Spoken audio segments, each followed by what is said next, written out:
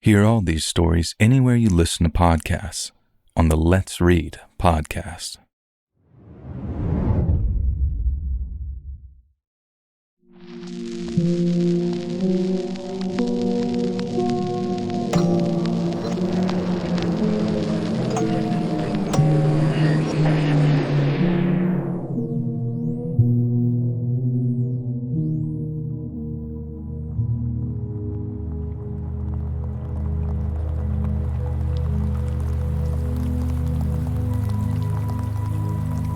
When I first told my dad that I wanted to be an artist, he paused and then told me, "Hope you like buttered noodles." It was kind of prophetic in a way because I did end up liking buttered noodles, but what he was really trying to tell me was, be prepared to struggle and starve. And boy, was he right about that. After graduating high school, I opted not to go to college and instead worked a series of menial jobs until I had enough saved to move to San Francisco. After I moved, I lived in a shared Hunters Point apartment for about 18 months with a bunch of other starving artists as I attempted to break into the local art scene. That was a tough time for me, and for several reasons. There was a lot of crime, a lot of drugs, and outside of the few bucks an hour I got from my part-time bag boy job, I was dead broke. Then, to top it off, I lived with a revolving door of unreliable, egocentric brat spawn who were out there pissing away mommy and daddy's money pretending to be artists, but instead purchased way more pot and pills than they ever did paints or pencils. And I knew I had to start making some money and find a better apartment, because another year with those bums and I'd have gone crazy. And that's when I started job hunting like a son of a bitch, day in and day out for like a month straight. It was exhausting. And when it got to the point where I could feel myself starting to burn out, I began to consider running back home with my tail between my legs before starting afresh in New York when I had the cash saved up again.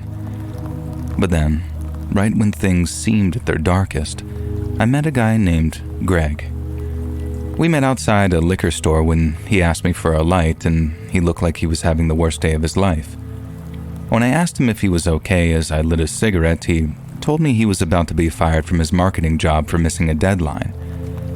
He had a project that was 95% completed, but after an agreement with a graphic designer fell through, he was lacking a collection of potential logos for some financial firm his company had as a client.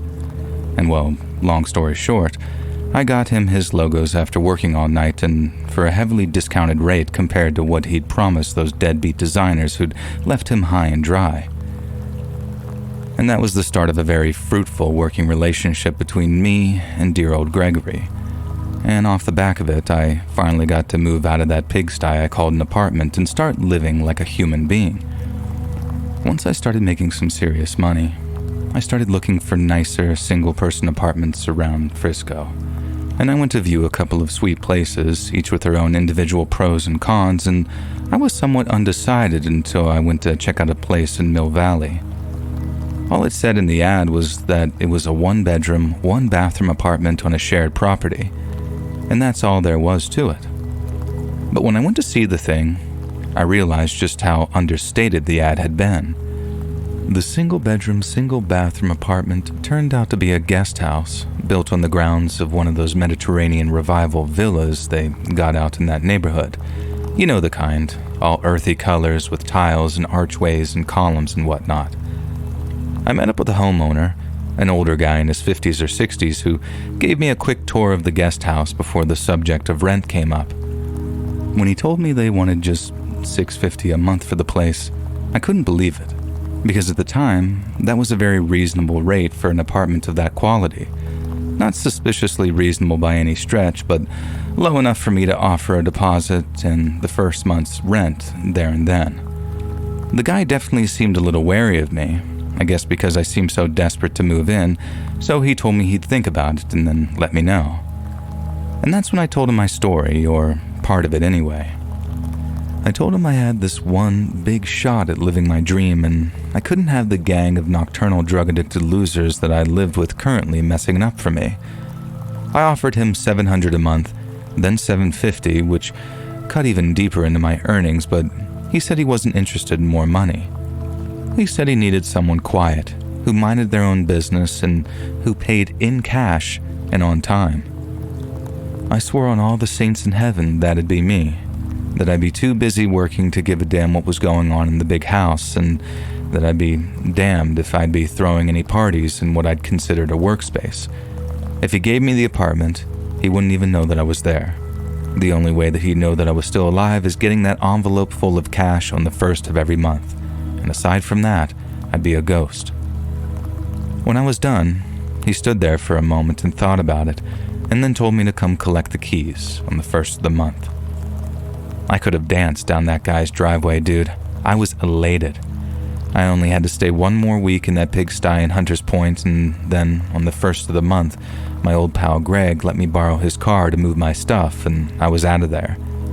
Now, moving my stuff into that guest house felt like a victory parade. I had steady work, a really nice apartment, and in Greg, I'd made a good friend who wasn't a complete deadbeat. Things really seemed like they were looking up for me.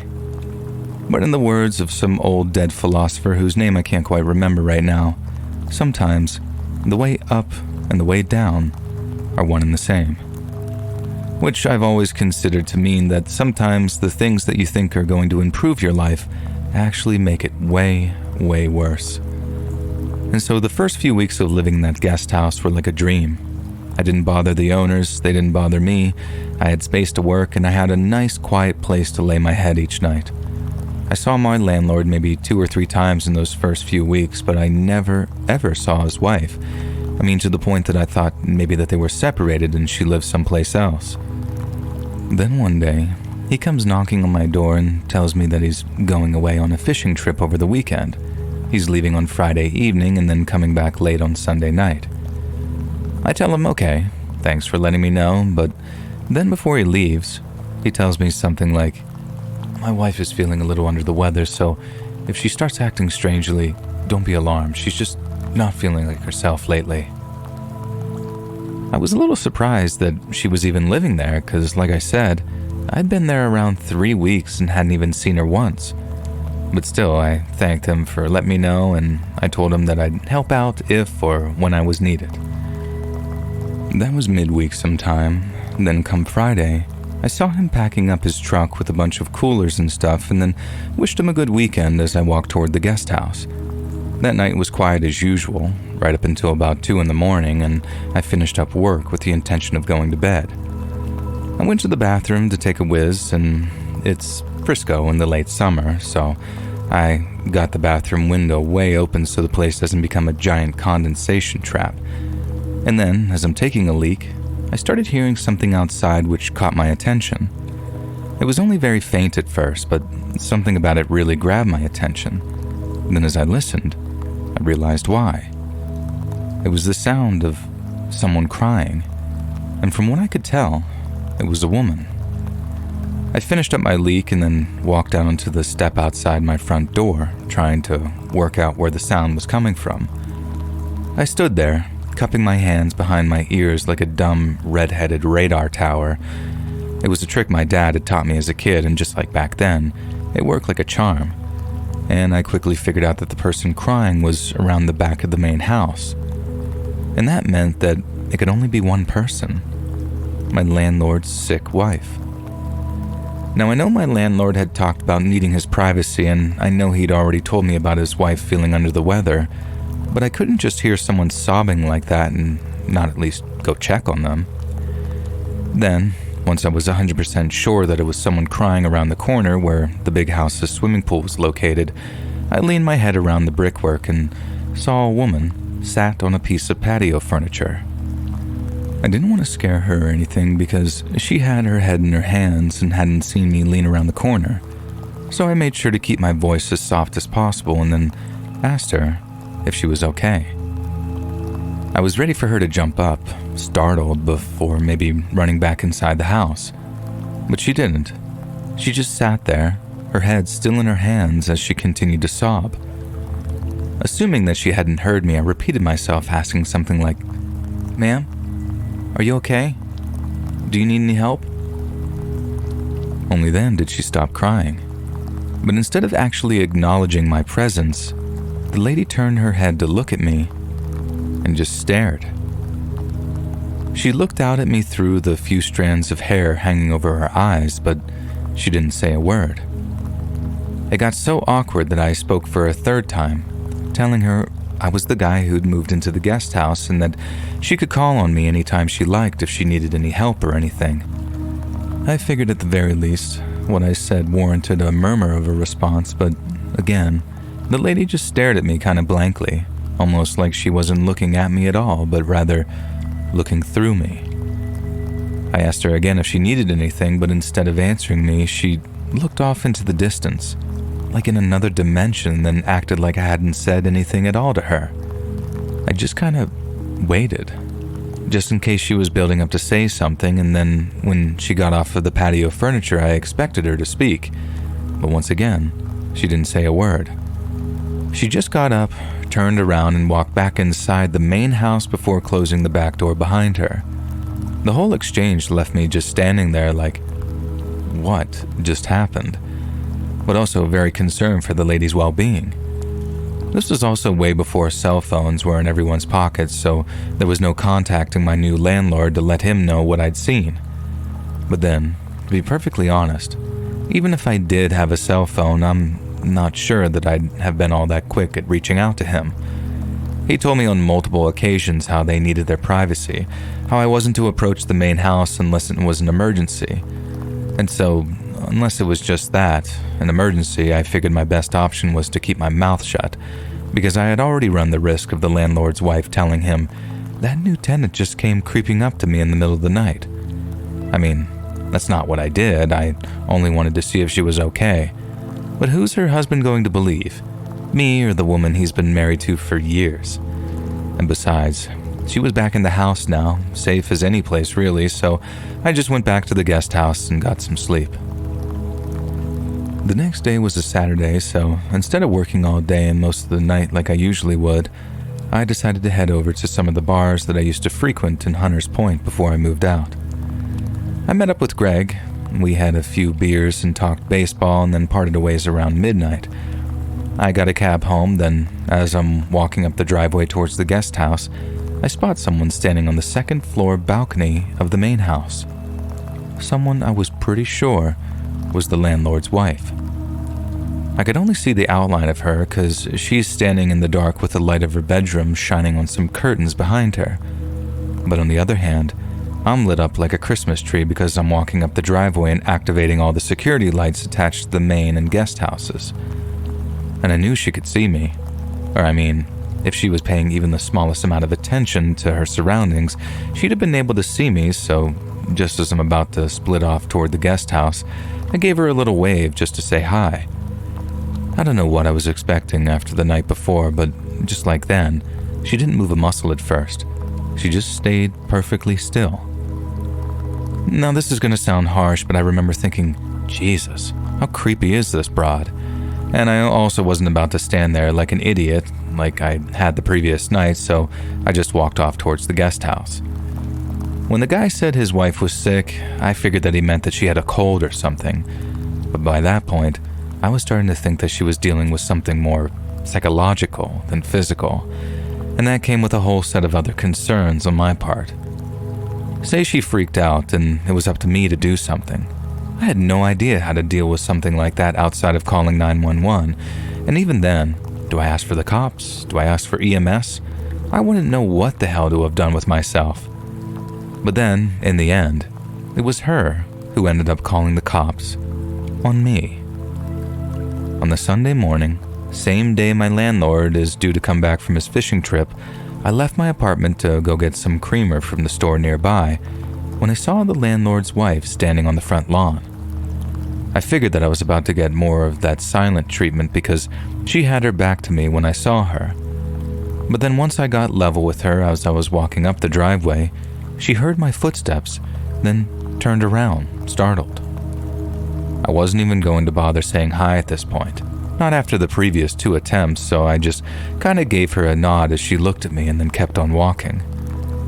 But then instead of ignoring me again, she starts yelling, Hey you! What the hell do you think you're doing on my property?" I was kind of shocked that she even spoke to me, and I had to bite my tongue so I didn't come out with a, "Oh, so now you're talking to me." Instead, and bearing in mind I figured that she might be losing her mind or something, I kept it together and told her very politely that I was the tenant who had been renting her guest house for the past 3 weeks. The lady then told me she had no idea who I was talking about, and that if I didn't get off her property, she was going to call the cops. I told her, "Please don't do that," and explained it'd all end up being a huge misunderstanding. I even showed her the key that I used to unlock the door and offered to demonstrate me using it so she knew that I wasn't some very casual home invader. And again, I kept my voice down and tried my best to remain very non-threatening, but she marched off after announcing that she was going to dial 911. I remember just shaking my head and telling myself, "At least this beats Hunter's Point." And then I went to the store and bought my creamer. But then when I got back, I look up to see a cop car parked outside the house, and when I rounded that corner to walk down the driveway, I see the landlord's wife angrily gesticulating to very bored-looking officers. My landlord's wife looks past them and sees me and is suddenly saying something like, "There he is! That's him right there!" Like she's expecting the 2 cops to rush over and just tackle me. But instead, one of them walks over to talk to me while his partner stays with the lady to keep her calm. I started telling the cop my story and then showed him how I could unlock the door to the guest house with the key in my pocket. And after that, I showed him things like my wallet, which I'd left on the table after taking a few bucks out of it, and a few other things confirming that I had been the person who lived there. I also mentioned how the landlord's wife had been acting very weird and that I don't go anywhere near the house usually, so I barely see her, and that's where the confusion is all stemming from. The cop then tells me that the lady seemed to be intoxicated, didn't seem to know where her husband was, and was even confused as to what day of the week it was. In light of that, and considering all my stuff seemed to be in the guest house, the 2 officers gave me the benefit of the doubt and then escorted my landlord's wife back inside her house. I then filled the cops in on where my landlord was and how, since he was returning home that day, his wife wouldn't be alone for much longer. And that seemed to satisfy the 2 officers, who told me to call them if anything else happened before departing. A few hours later, my landlord arrives back from his fishing trip, and I caught him in the driveway to tell him what had happened with his wife. I didn't tell him that I approached the house, but I did say that I'd heard her crying, and then all the stuff about her calling the cops on me. He didn't seem to react until I mentioned the cops. Like he acted as if it was only some minor concern until I mentioned the 2 officers showing up and how they took a look around the guest house. Then, and only then, did he act like this was a priority, and he promised me that it wouldn't happen again before he stormed off, presumably to confront his wife. Now don't get me wrong, I was glad that he seemed to be on my side in this whole situation, because awkward encounters with his wife were one thing, but her trying to get me arrested was something else. But then, having said that, there was something that really bugged me about the way that he reacted when I told him about the cops showing up. He seemed to act like his wife's behavior was a regular occurrence, as in, he seemed only mildly disappointed. But then when I mentioned the police, his ears pricked up, and his expression changed completely. I get that he'd probably just gotten used to his wife having outbursts or whatever, and that the cops being called represented what you might call an unnecessary escalation. But to me, it seemed kind of fishy that he seemed so uptight about the cops taking a look around his property, even if it was the one that I was renting and not his actual house. And needless to say, things didn't end there. I've been staying in the guest house apartment for around 3 months when Greg came by to pick me up from the apartment. We had tickets to a Giants game, and I was psyched to be going because I loved sports since pretty much forever. And so there's me, jumping into Greg's passenger seat like, "Hey buddy, how's it going?" But Greg, he looks like he'd just seen a ghost. And I say something like, "What the hell's gotten into you?" But he replied to a question with a question, saying something like, "You live in that place?" He was talking about the guest house and main house together, the grounds I mean, so I told him sure, that living in the guest house was a pretty sweet deal. Greg then asked me if I knew the folks who lived there, or more importantly, what happened to the folks who lived there. I told him no, And Greg sighed, and then we drove off toward Candlestick Park, and he told me the story on the way. About 5 years before I had moved to San Francisco, there had been a high-profile missing persons case involving the daughter of a wealthy pharma rep. One day, she told her parents that she was going to walk down to the local park and then never came home again. They called the cops the day afterwards after calling around to all her friends' houses, but they couldn't find any witnesses whatsoever that had seen her anywhere near the park that day. It was like she disappeared in the thin air. The girl's heartbroken parents held a bunch of press conferences outside their home for the benefit of local news. In each one, they begged people to come forward with any information they might have, saying that someone must know where their daughter is and what happened to her on the day she vanished. Greg, being a local, had seen some of the many news reports, and with him being a high school senior at the time, it had a profound effect on him and his friends at school, because the missing girl had been the exact same age group as them, a high school senior. So when he pulled outside the house that afternoon and looked out of his window at it, he knew he recognized it from somewhere. He just couldn't think where. Then by the time I'd climbed into the passenger seat, he remembered where he'd seen it before. It had been in those press conferences. The missing high school girl was my landlord's daughter. As you can imagine, learning all that meant our baseball game had something of a dark cloud hanging over it, and we spent almost the entire game talking about the missing girl, my landlady's wife, and how it all made horrible and sudden sense to me. The wife wasn't nuts. I mean, she might have been going nuts, but all the crying and the standing on the balcony, staring into the night, she was just broken by grief, and from the way that she was acting, was probably stuck at the bottom of a bottle, be it booze or pills or whatever she was using. Greg told me the girl had never been found, but after 5 long years and not a single clue as to where she went, pretty much everyone assumed that she'd been murdered by a suspect who was later given the name the Golden State Killer. Everyone hoped that she'd just run away from home and she'd show up one day for some delayed but happy ending. But deep down, everyone suspected otherwise. Something terrible had happened to that girl and she was never coming home.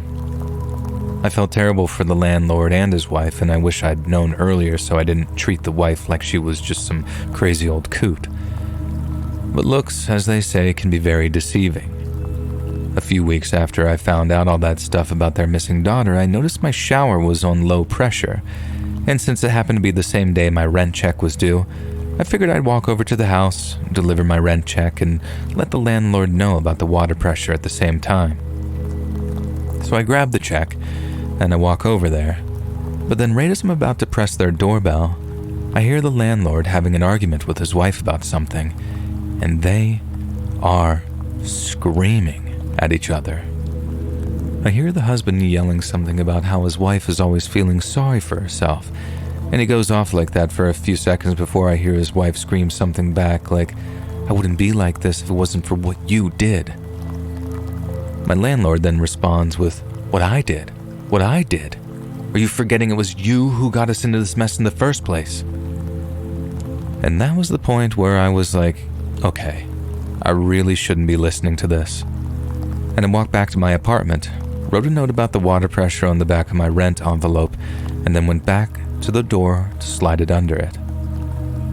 When I did, there was no more yelling, so I figured that they were just done with their fight and then went back to my day as usual. Not long after, I mentioned to Greg that I was thinking about trying to find a new place. He told me that that didn't surprise him at all, and that to him, it wouldn't be a tough decision in the first place. But that was real easy for him to say because he didn't have to live with the reality of this situation. I figured that the only reason my landlord was renting out his guest house was because they needed the money, and because most people in the city were aware of the tragedy they suffered. They must have had a hell of a time trying to find the vacancy until my ignorant ass strolled up to their driveway and just said, "Oh wow, isn't this a nice place?" If I just walked out on them, God knows what kind of financial difficulties that might leave them in.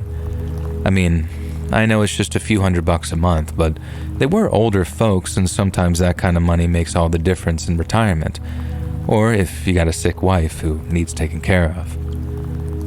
I knew I'd feel like a bag of crap just leaving them like that, but at the same time, I wasn't sure how long I could go on living with them.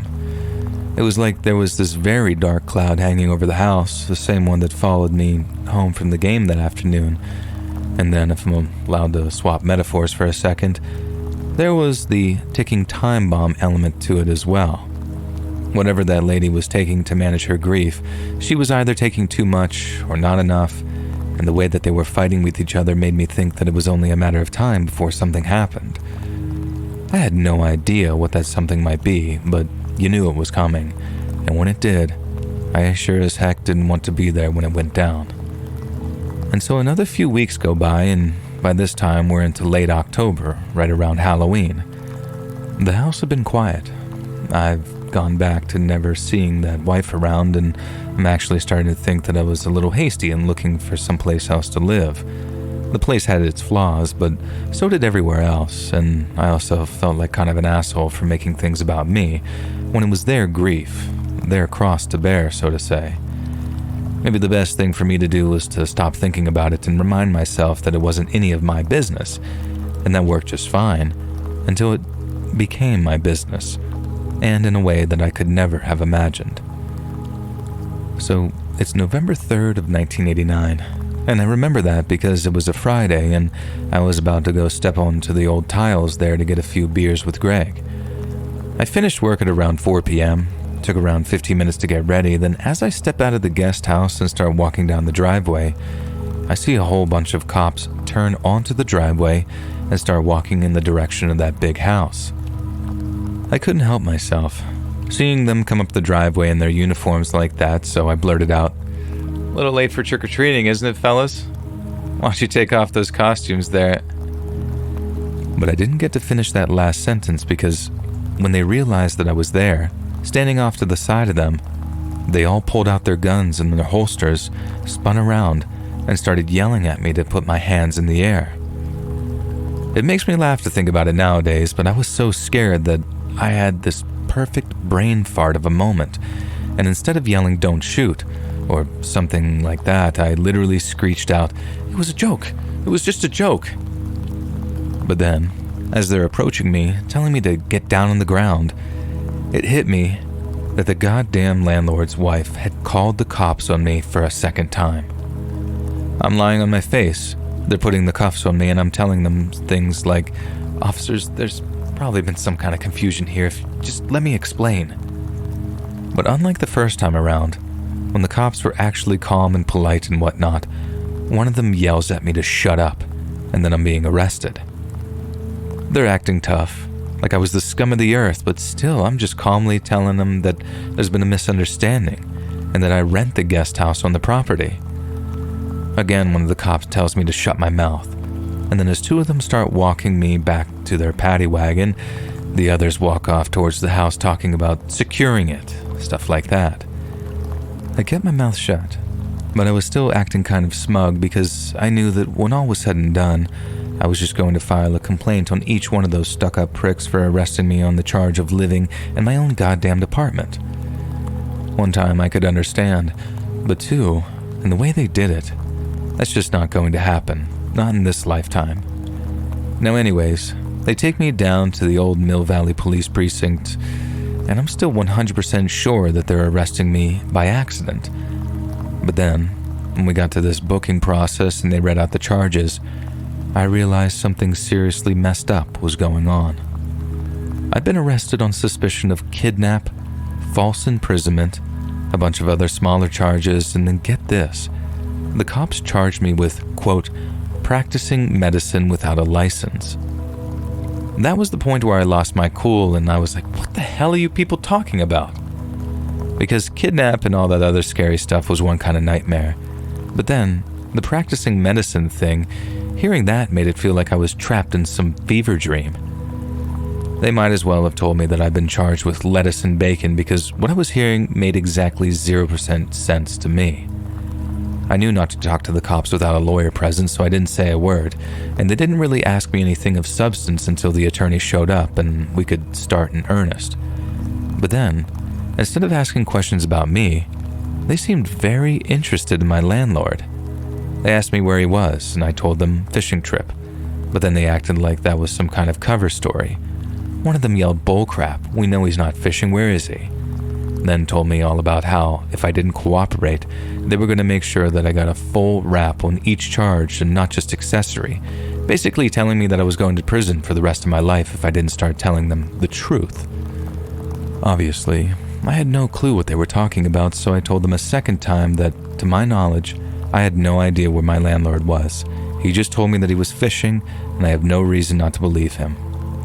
The cops then asked me a whole bunch of questions about when I moved into the guest house, what I did for work, things like that. They also asked me a ton of questions about my relationship with my landlord, like if I was close with him. I told him hell no, that he'd actually warned me to stay the hell away from the house because they needed their privacy, quote unquote. And if he was involved in something shady that they were trying to pin on me also, then they were barking up the wrong tree. I then told him that I'd be happy to help with any kind of investigation, especially since the charges sounded so crazy and I wanted to distance myself as much as I possibly could from them. The cops didn't exactly warm up to me after that, but they sure as hell stopped treating me like something they'd found on the bottom of their shoe. They let me go not long after taking me back to a cell, but warned me not to leave town because I could still be rearrested at any time. They wouldn't tell me exactly what was going on, only that I might not be seeing my landlord or his wife for a while, which might affect my living arrangements. And that was the last thing I wanted to hear, and I figured that I was back to shopping for apartments again. But not only was I wrong about that, but I was wrong about my other theory too, which pertained to why cops seemed so interested in finding my landlord. See, the whole kidnapping and imprisonment thing really rattled around my brain as I caught a cab back to the apartment. It might sound crazy to say it, but I thought my landlord might have, found the son of a bitch who took his daughter all those years ago. But then, the practicing medicine thing, combined with the kidnapping, that gave me chills just thinking about it. Because think about it, what kind of messed up stuff are you doing to someone where that becomes a factor? Was he torturing a guy? Performing a surgery on him? Just what the hell was going on? I didn't find out the whole truth until much later, but like I must have said a dozen times by now, it was like nothing I ever could have imagined. Since I didn't have anyone to pay rent to, I just stayed in the apartment until the water and electricity were just shut off, and then ended up staying on Greg's couch, with the guest house acting as storage until I found a new place to live. This all took place over the course of around 2 months, with news about my landlord coming out in steady drip until, finally, all the pieces fit together. But probably the biggest one came when the cops found my landlord's daughter. Not dead, not alive, but somewhere in between. In a small rented home up in Los Ranchitos, the cops found my landlord's missing daughter. She was emaciated, bedbound on life support, and appeared to have been in some kind of deep coma for the last half a decade. My landlord had been keeping his daughter alive, apparently after she'd received some kind of serious head trauma, and he'd been doing so using medical equipment he'd obtained from some mysterious but obviously well-equipped donor, most likely as a result of his contacts in the medical industry. But then, why not take her to a hospital to get her the proper medical attention? Why leave her to slowly rot in some roach-infested apartment up in the hills? Because it was my landlord's wife who inflicted the crippling head wound in the first place. I guess it all came out once they got arrested and the daughter's location was uncovered. I don't know who spilled the beans first, but someone did, and once the news broke, it was a hot story for a few days. At least until the news cycle switched back to the more interesting story, which was the aftermath of the Loma Prieta earthquake and all the various rescue and rebuilding efforts. 5 long years ago, my former landlord's wife and daughter got into one hell of a fight. I don't think they ever found out what it was over, but it was bad enough that the daughter ended up smacking her mom across the face. My landlord's wife then loses her mind, grabs some heavy ornament off of a sideboard, and then whack, smacks her daughter over the head with it. I guess she either hit her really goddamn hard or landed the blow with a sharp edge or something, because her daughter passed out right away and then just never woke up again. And then afterwards, instead of doing the right thing and having the mom sent to prison, they agreed to cover the whole thing up, keep their daughter alive, and then hope that they could find a way to wake her up someday.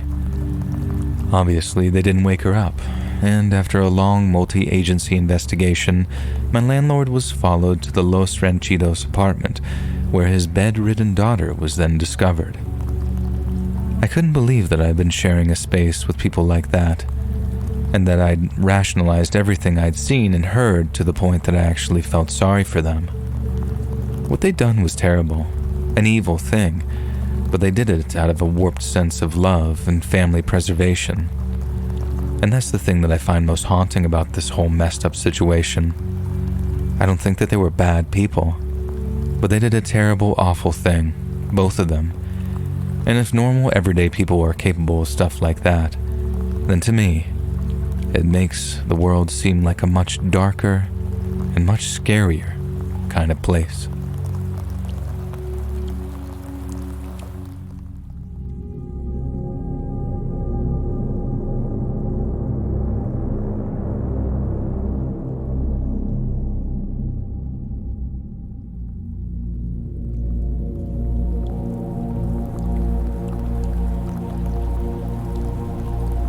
Back in the late summer of 2009, I was just about to start graduate school and I had to find myself a new flat for the coming year. I was new to the area, so I didn't know the neighborhoods at all, and since I needed something cheap and cheerful, I ended up browsing vacancies in some of the city's less affluent areas. Some of the listings were frankly terrifying, and I'm surprised the landlords had the balls to even really advertise them. Others, however, were considerably more livable, or at least they appeared that way thanks to some carefully chosen angles and a lot of window shots.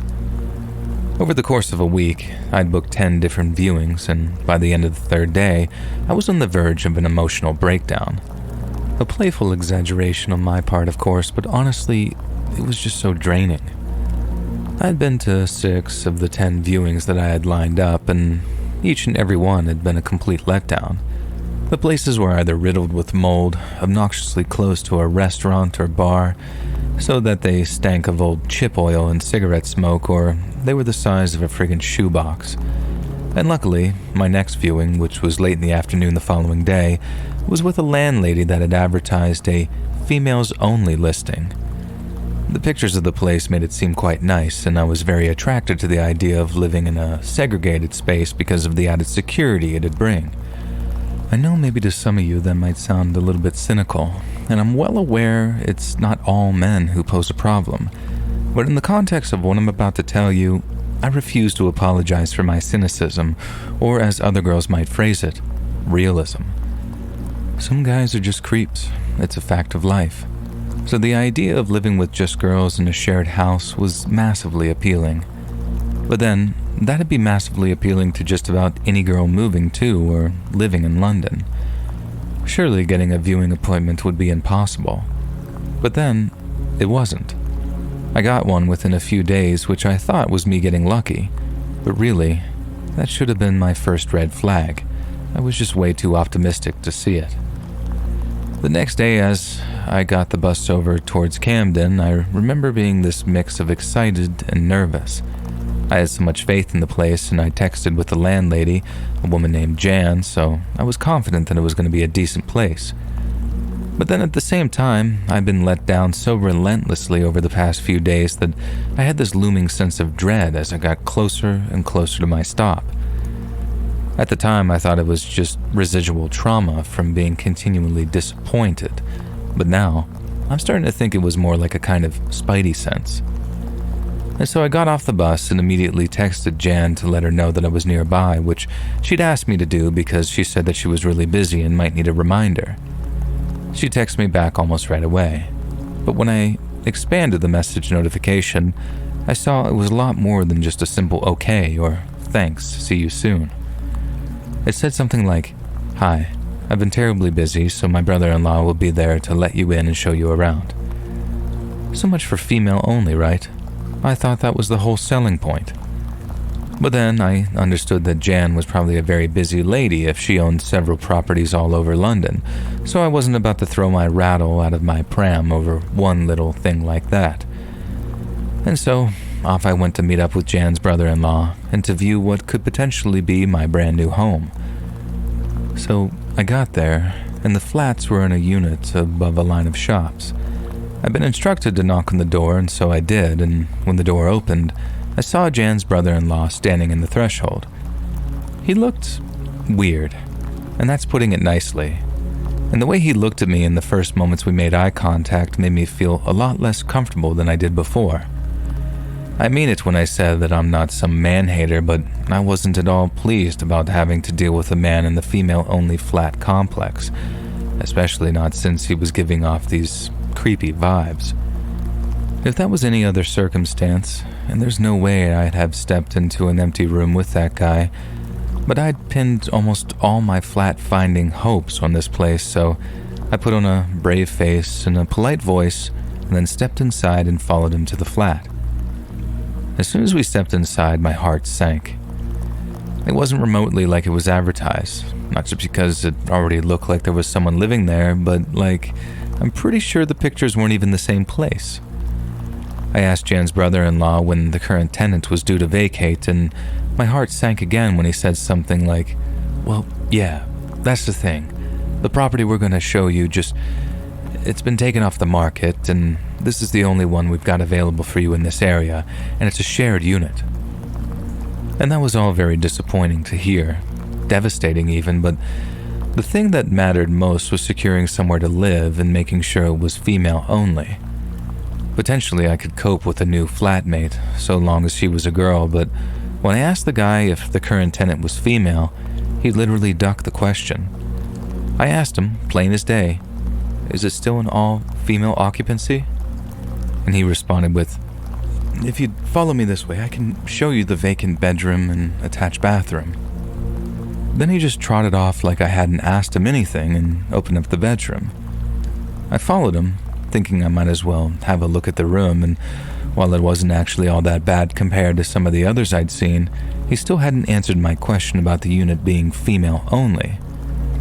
I had to look around the bedroom and remain polite as I asked him once again if the unit was female only or not, and the man sort of wiggled his head and made a face that said he wasn't sure, and then said he'd have to contact Jan to make sure because he didn't know off the top of his head. I was starting to get really annoyed, but I kept my cool as he asked if I wanted to see the attached bathroom. I was literally on the verge of just saying no when he stepped forward and opened up the door. Then as he did, I was hit with this truly revolting smell. It was so bad that I winced, and I know the guy saw me wince from how rank the smell was, so when I said, "No thanks, I think I'd like to have another look at the kitchen," I'm pretty sure that he knew that I was lying, unless he really was as stupid as he looked. Honestly, I just wanted to get away from the smell, and I didn't care at all what the kitchen looked like when the bathroom bloody stank, so I was actually just going to walk towards the front door and see myself out after a brief and very passive-aggressive word of thanks. But then, as I walked, something clicked about all the stuff that was left around the flat. By that point in my life, I'd lived with girls and only girls, even from when I was a kid. My dad wasn't around and it was just me, my sister, and my mom. Then, when I left for uni, I only lived with girls there too.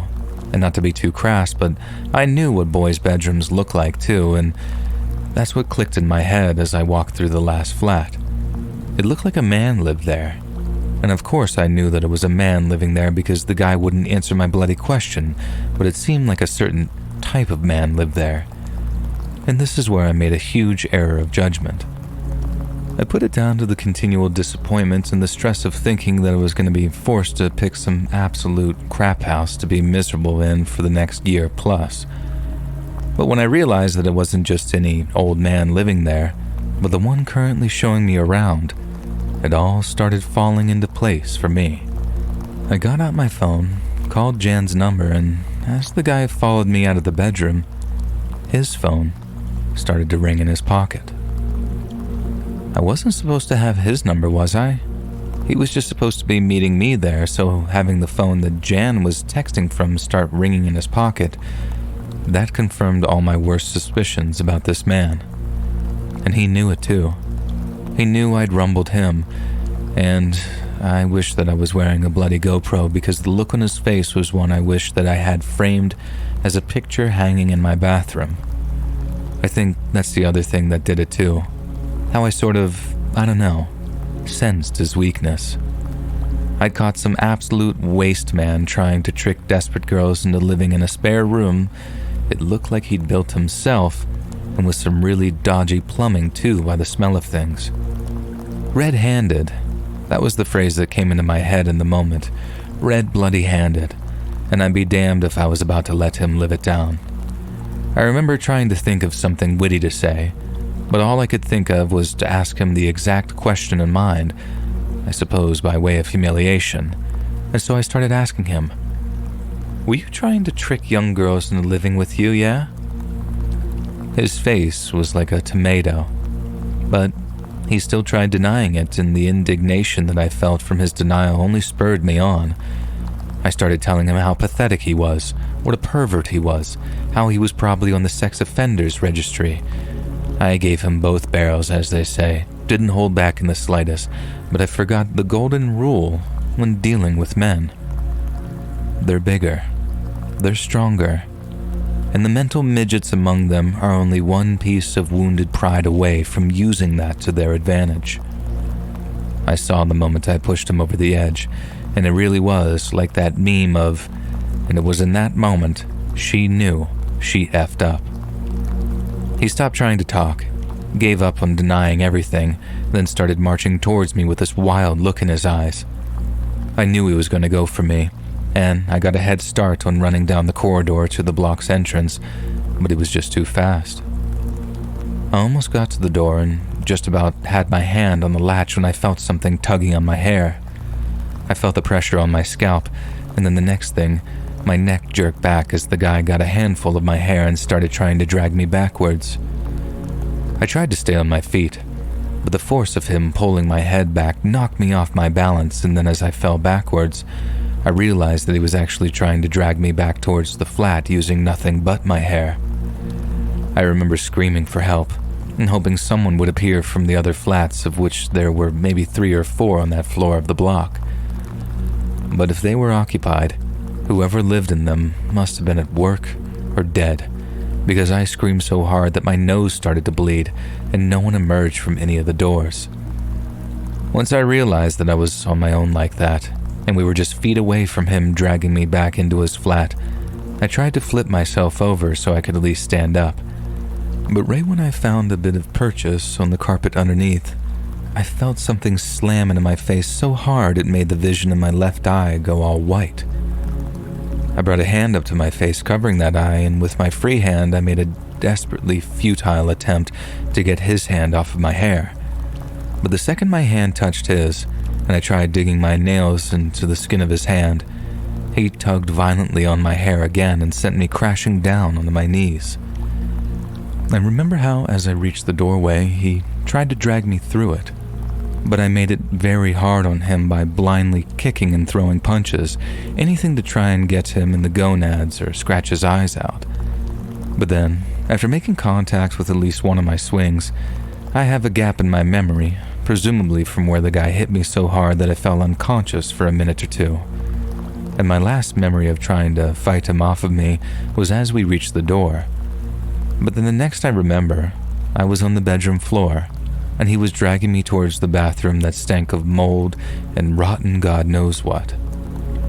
There was this pain in my neck when I woke up, and I remember having this deep fear that if I tried to twist my way up so I could bite him, that he might tug on my hair hard enough to break my neck. I was more terrified than I've ever been in my entire life. I had no idea what was happening. But the one thing I did know is that if he managed to get me into that bathroom, it was all ogre for me. I remember rolling over and how it made my scalp burn with pain from all the hair that got ripped out, but it allowed me to kind of wheel around and grab the guy's wrists. He obviously thought that I was unconscious still, so when I suddenly started moving, it took him totally by surprise, and I was able to sink my teeth in the skin of his wrist until I saw his fingers open and felt my hair come loose from his grip. I tried to run, but he grabbed me again, only that time I just remember sort of launching myself at his face. He was trying to pin my arms by my sides by wrapping his own around me, but I raised them too early for him to get them and just started digging my fingernails into his eyes. It was so horrible because I could feel the bare flesh of his eyeballs giving way under my nails, and it really makes me shudder to think about now. But at the time, all I could think about was doing as much damage as possible. And it worked. He screamed so loud that it hurt my ears, and then he suddenly shoved me off of him so hard that I went tumbling to the floor. I felt so dizzy that I struggled to find my feet, but it didn't matter because the man intent on ending my life, and God knows what else before that, was in such pain from me scratching his eyes that he couldn't see. He was covering them with both of his hands, screaming terrible, terrible, terrible things at me. But I listened to all of that as I was running towards the front door, knowing that there was no chance of him catching up to me. I remember coming out into the street outside and walking down the metal stairs which led up to the unit really fast, and then some woman saw me as she was walking past and was like, "Oh my God, are you okay?" I had a cut on my face from where he'd hit me. I'm guessing that was the blow that knocked me out too, and it had been pouring blood down me without me realizing. Then, when I saw just how much blood there was, I was terrified that he might have stabbed me or something, so I unzipped my jacket and started looking for stab wounds while saying to the woman to call the police, call the police. More and more people came over because the way I looked and the way I was shouting was obviously attracting a lot of attention. I kept pointing to the door that I went through and came out saying, he's in there, because I felt my legs getting weak and I honestly thought that I was about to pass out from the bleeding. Then if I passed out, I didn't know if I'd wake up again. Obviously that was all just the terror talking, and despite all the blood, I didn't even need stitches after being taken to the hospital. But in the moment, I was the most scared that I'd ever been in my life, and convinced the guy had done way more damage to me. The police managed to track down this man that had attacked me, and he ended up getting a prison sentence of 6 years. I think if the jury were able to see into his head and got a glimpse of what he had in store for me, he'd have gotten much, much longer. But sadly, that's not how the law works here, and as much as I have my own trauma as a result of what had happened, my worst fear is that he'll get his chance to do it again, sooner rather than later.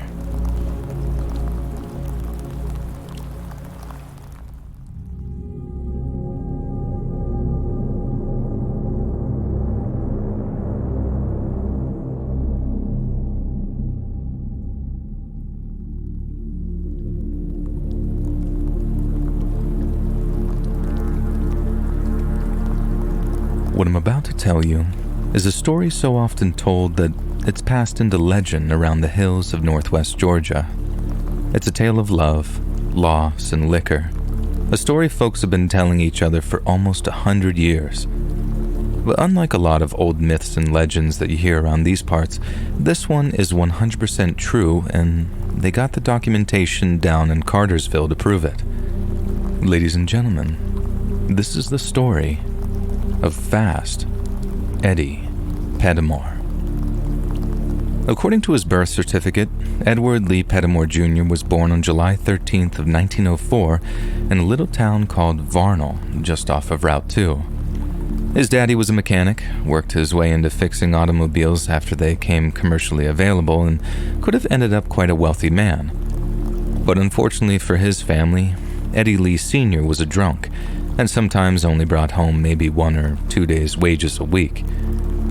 But then, in early 1920, the federal government instituted the Volstead Act, which banned the sale and manufacture of alcoholic beverages, and the era of prohibition had begun. Now, Eddie Sr. could have taken the opportunity to dry himself out and find his way back to Jesus, but he didn't want to live in a world where he couldn't get a drink, even if it meant living beyond his means.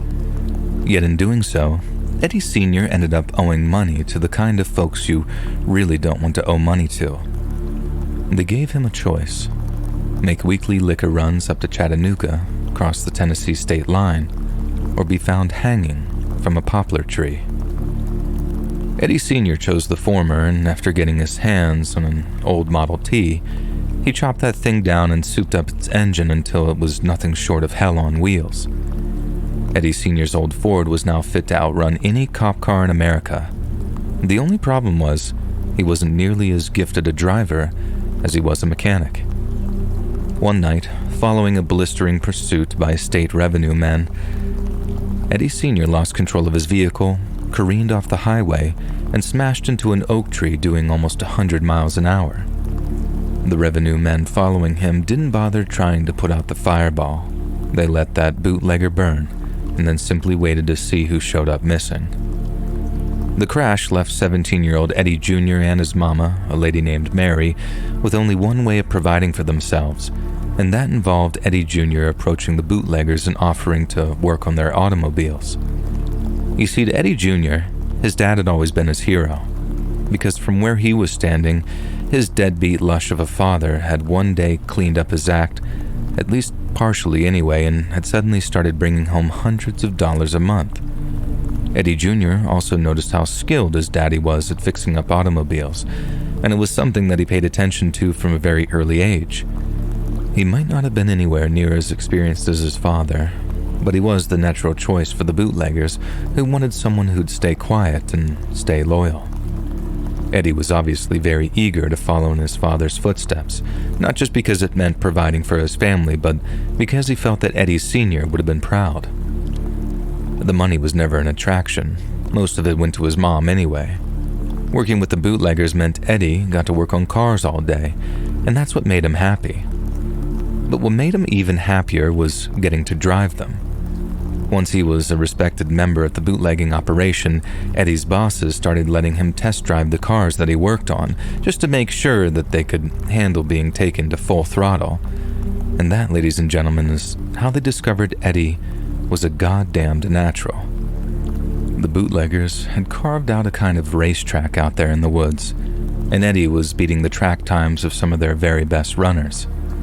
So when Eddie was around 19 or 20, they asked him to start running liquor to Chattanooga for him, using almost the exact same route on which his father had lost his life. Every night, when Eddie told his mama that he was heading out and not to wait up for him, she'd worry herself sick. But she was just about the only one that did. Rumors started to run wild through local and state law enforcement. The bootleggers had a new driver and he seemed nigh unstoppable. Some officers had never seen anything like it and wondered how in the hell they were going to catch someone with such high levels of confidence and skill. This new guy did things no one else dared, and the cops started to think that the bootleggers had drafted in some kind of professional from out of state. Little did they know, it was young Eddie Jr. behind the wheel, and before long, Eddie's nickname was upgraded from Junior to Fast Eddie. Fast Eddie was bringing home money hand over fist, with most of it going to his mom, but without a taste for the liquor that made him holler rich, as you might say, he didn't have much which to spend his personal portion of the treasure. He kept squirreling it away someplace, letting it accumulate, and only occasionally taking some out to buy new shoes or a birthday present for his mama. Automobiles were his whole life, so Fast Eddie didn't concern himself with much else. But then one day, some of his fellow runners decided it was time for a little bootlegger bar mitzvah, which involved driving him over to a cat house over near Cohutta to get him acquainted with some of the ladies there. Fast Eddie had never been with a woman before, and it said that he looked like a deer caught in headlights as all those peaches lined up in front of him, each looking fine as wine. Eddie had the cash to pick 2, maybe even 3 girls, but he only chose one. A girl around the same age as him, named Lily Mae. Not much is known about young Lily Mae, only that she was an orphan, and then spent most of her life in an infamously unfit reformatory before finding employment at the Cohutta Cat House. Lily Mae had experience in such matters, and Fast Eddie did not. Then, true to the nickname he'd so deservedly earned, Eddie fell deeply and madly in love. According to folks who knew him, Eddie talked of nothing else but Lily Mae for a week straight, until finally, he drove on back to Cohutta Cat House and told Lily Mae that he wanted to marry her. The cat house madame laughed when she'd heard the news, and said it'd take $500 to buy Lily Mae out of service. Folks say that she looked just about plumb speechless when Eddie pulled out a wad of bills from his pocket, and then he and Lily Mae left hand in hand that very same day. As the story goes, Eddie moved his mama and Lily Mae into a place on Alpharetta Drive, just across from where Maple Grove Baptist Church stands today. And for about a year or two, they lived there in peace, with Eddie's identity as the bootlegger's ace runner being a closely guarded secret. But then one night, a rainstorm left the highways slicker than a greased pig, and for the first time in his career, Fast Eddie had lost control of his vehicle and was sent careening off the road. He managed to bring the car to a stop before it crashed into anything, but after coming to a halt in a patch of deep mud, Eddie realized that there was no getting the tires unstuck before the cops caught up with him. He jumped out of the driver's seat and then ran off into an orchard before the law saw where he went. Once he was at a safe distance, Eddie stopped, caught his breath, and reflected with relief on what a close call it had been. At least until he remembered that he'd left something behind. Because stuck to the dash of the old Model T stock car was a photograph of his darling Lily Mae. Fast Eddie knew that he had to go into hiding, because now the county sheriff knew where he lay his head, and that same county sheriff happened to be the meanest son of a bitch this side of the Mississippi. Sheriff William Little Bill Harding was the grandson of a South Carolina slave catcher who ran for the hills come the end of the Civil War. Then his father had been a lawman who went by Big Bill. Big Bill was tough, but he was fair. Little Bill, on the other hand, was neither. In fact, I'd go so far as to say that he was a downright bully. No one around Whitfield County liked him, and even fewer people respected him. But folks learned quickly that to anger Little Bill, or even worse, to bruise his ego, was to invite a world of hurt upon yourself. By that point, Fast Eddie had been humiliating the law for years on end. So when Little Bill found out who'd been driving those stock cars and making them look like jackasses for so long, he was ready to rain fire and brimstone down on old Fast Eddie Pettimore. Sheriff Harding and his boys showed up to Eddie's place at the break of dawn and turned the house upside down in the hopes of finding him. They trashed the place, terrorized his wife and mama, but Eddie had long since departed. He was still doing liquor runs for his bootlegging buddies, and he still stopped by the house from time to time. But where he lay his head and where he kept his money remained a mystery to the county sheriff, as well as the state revenue men who were breathing down his neck. Night after night, Harding and his boys patrolled the highways northwest of Georgia, waiting and watching for any sign of Fast Eddie. Then in the twilight of a summer's evening back in 1924, two of Harding's pursuit vehicles were involved in a high-speed crash. One of his deputies lost his life. Eddie saw the crash unfolding behind him, and he knew it was a bad one, but he kept on driving towards the state line and made his delivery all the same. According to the bootlegger's routine, Eddie would make the delivery to Chattanooga in one vehicle and then return in another, much less conspicuous one, and never via the same route. This meant that he didn't return home until daylight the next morning, at which point he'd retire to his hideout to sleep until late afternoon. But upon his return to Whitfield County that morning, Fast Eddie had a bad feeling in his gut and decided to stop by the house to check on his mama as well as his sweetheart, Lily Mae. Whenever Eddie rolled up to the house in the morning following a run, he'd always smell the fixings of a hearty southern breakfast. There'd be the aroma of sizzling sausage and bacon fat floating on the breeze, maybe the sweet scent of fried apples in there too. But on this particular morning, all Fast Eddie could smell when he opened up the door of his mama's house was the sour, metallic stink of spilled blood. Eddie's mama was nowhere to be found. But in the bathroom, lying in a white porcelain tub now stained with her blood, was the dead body of his darling Lily Mae. Her head had been bashed in with one of Eddie's lug wrenches, and sitting on a nearby bath mat was a note that simply said, "I didn't mean to hurt her," signed Edward Pettimore, Jr. Little Bill Harding had avenged his fallen deputy, and in doing so, had framed Fast Eddie for the murder of his one true love. Eddie was accustomed to being a wanted man. But with word spreading that he was Lily Mae's killer, the young bootlegger had no idea who he could and could not trust. I've also no doubt that Sheriff and his boys anticipated some kind of retaliation. Hell, maybe some of them were even a little scared. But as the days went by and there was no sign of Fast Eddie on any of Georgia's highways, local lawmen started to believe that he'd simply turned tail and fled.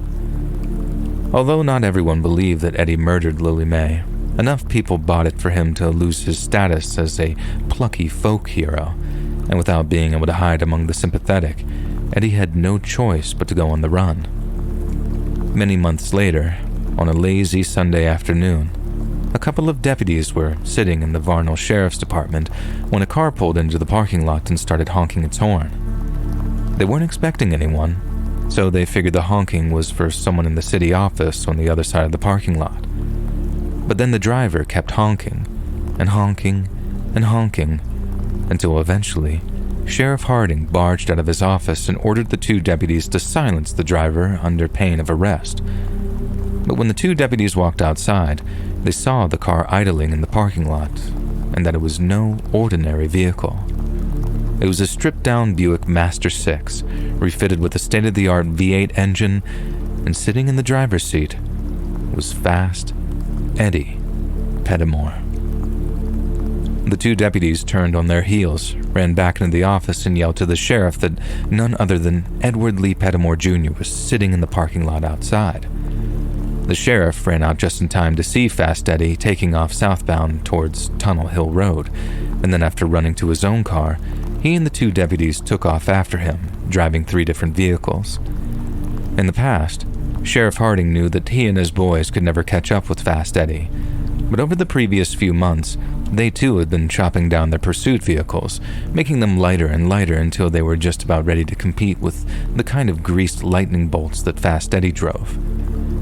Meaning this time, they were ready for him. The sheriff and his boys were tearing down the highway at close to 100 miles an hour, intent on keeping the pedal to the metal until they caught sight of Fast Eddie's Buick. They must have gone for 15 to 20 miles. Each time they'd see a car ahead of them, and it turned out to be some innocent citizen, clinging to their wheel in terror as a bunch of siren-screeching stock cars burned past them on the highway. They kept on going, praying they hadn't wasted their opportunity until suddenly, Sheriff Harding saw a dark speck on the horizon. Believing it to be Fast Eddie, Harding pushed the engine of his stock car to the very limit in the hopes of catching up to him, and he didn't have to wait long. What happened next took place over the course of maybe 2 or 3 seconds. Harding spotted Eddie, and as the dark speck on the horizon grew larger, there was a split second when the sheriff believed that he was rapidly catching up. The only problem was, Eddie wasn't speeding away from him. Eddie was speeding towards him. But by the time Sheriff Harding realized what was happening, it was far too late to save himself. Fast Eddie smashed that Buick into Harding's Model T at almost 110 miles per hour. And with the sheriff's own vehicle scraping triple-digit speeds, the impact was catastrophic. Both cars erupted into a firestorm of steel, shrapnel, and broken glass, which instantly ended the lives of both Fast Eddie and Sheriff Harding, while secondary impacts caused such serious injuries to one deputy that both of his legs required amputation. When the news hit that Harding had been murdered and that Fast Eddie had been the one to do it, it sent shockwaves through the whole of Whitfield County. Some said Eddie was a delinquent who'd murdered his wife, murdered the sheriff, and probably murdered his mama too since she was still missing. Others said that it must have been some kind of crazy accident because while Eddie was many things, a bad driver he was most certainly not. But while all agreed that the income was completely unexpected, there's another thing folks are certain of too, and that's how Fast Eddie Pettimore's funeral enjoyed a much larger audience than Little Bill Harding's. Those that knew him, really knew him, didn't believe for a second that Eddie had murdered Lily Mae. But the folks who didn't know Eddie believed the headlines, and to them, he was a no-good wife slayer and a cop killer. Most people didn't give a good goddamn what anyone had to say about Eddie, but there was one person who cared enough to do something to salvage his reputation. Sometime later, A night train hailing all the way from Washington, D.C. rolled into Atlanta's terminal station, and from the first-class car emerged one of the most accomplished prosecuting attorneys on the entire eastern seaboard. He was there to talk face-to-face with an old classmate from Yale who'd since taken a high position in the Georgia state government.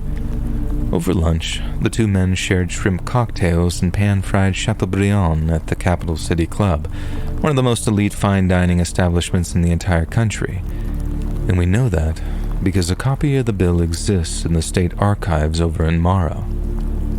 Then that very same afternoon, a team of agents from the Bureau of Investigation, which was only 10 years away from becoming the FBI, arrived in Varnal and began interviewing the new sheriff, as well as the deputies who'd once served under Harding regarding the murder of one Lily Mae McDermott. They reviewed evidence, re-interviewed the deputies, and sought out character witnesses for both Fast Eddie and Sheriff Harding. Then by month's end, they turned up the heat so bad that one of the deputies finally cracked and agreed to testify against his fellow officers in exchange for avoiding the state's brand new method of execution, the electric chair. And legend has it that this is how those BOI boys got the deputy to crack. The governor claimed the electric chair was the bleeding edge in dispatching murderers both quickly and painlessly. And after a rigorous testing phase, don't ask, the chair became the state's primary method of execution.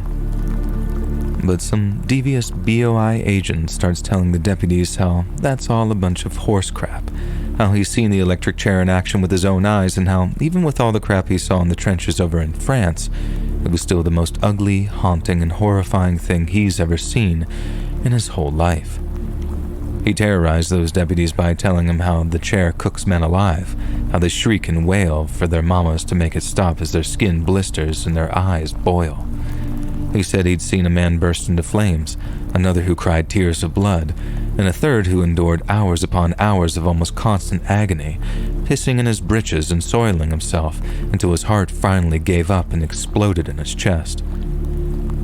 If one of the deputies didn't do the right thing and told the truth about what happened to Lily Mae, then all of them would be headed to the electric chair, and all of them were going to burn. I guess it only took so much of that kind of box talk before one of them cracked, and when he did, the whole rotten house came tumbling down around them. No one ended up going to the electric chair, not since all attested that it was Sheriff Harding that had wielded the lug wrench and written the false confession. But at their sentencing, the judge made no bones regarding their associated guilt, and wondered aloud how men who'd sworn to uphold the law had so suddenly seen fit to break it. What he also wondered aloud was who exactly had prompted the hotshot prosecutor to come all the way down from Washington, D.C. to work on a case that no one believed would bear fruit. That's when the attorney informed the judge that his wealthy benefactor was, in fact, sitting in that very same courtroom with them, and directed his attention to the gallery where a woman in black sat with a long black veil covering her face. As the court turned to look at her, the woman lifted her veil, and although not all those in attendance recognized her, the revelation drew gasps from those that did.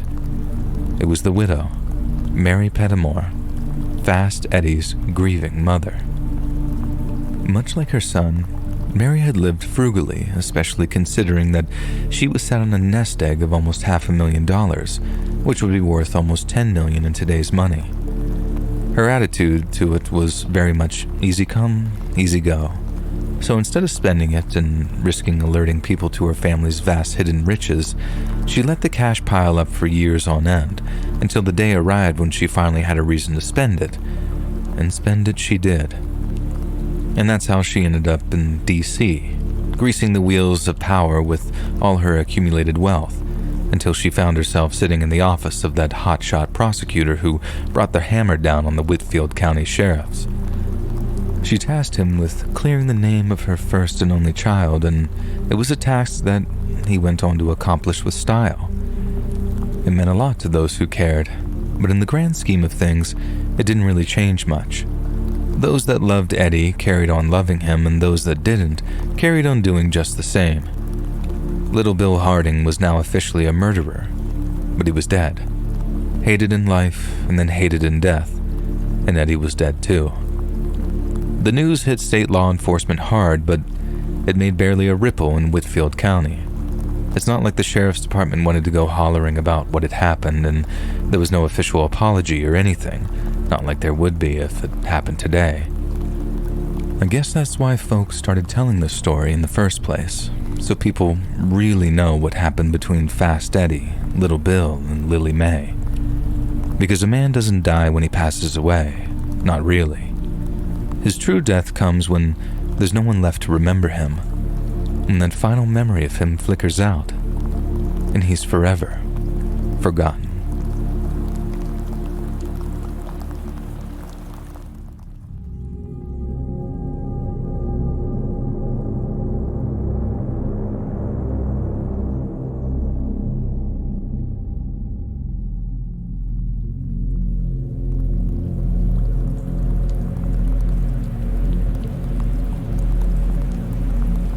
I don't know how we lost Afghanistan. As a former Army officer who served for 14 years with the 503rd Infantry Regiment, I feel like I should be able to provide some kind of cogent answer to the question of how one of the largest and most technologically advanced militaries on the planet just turned tail and ran one day. But I can't.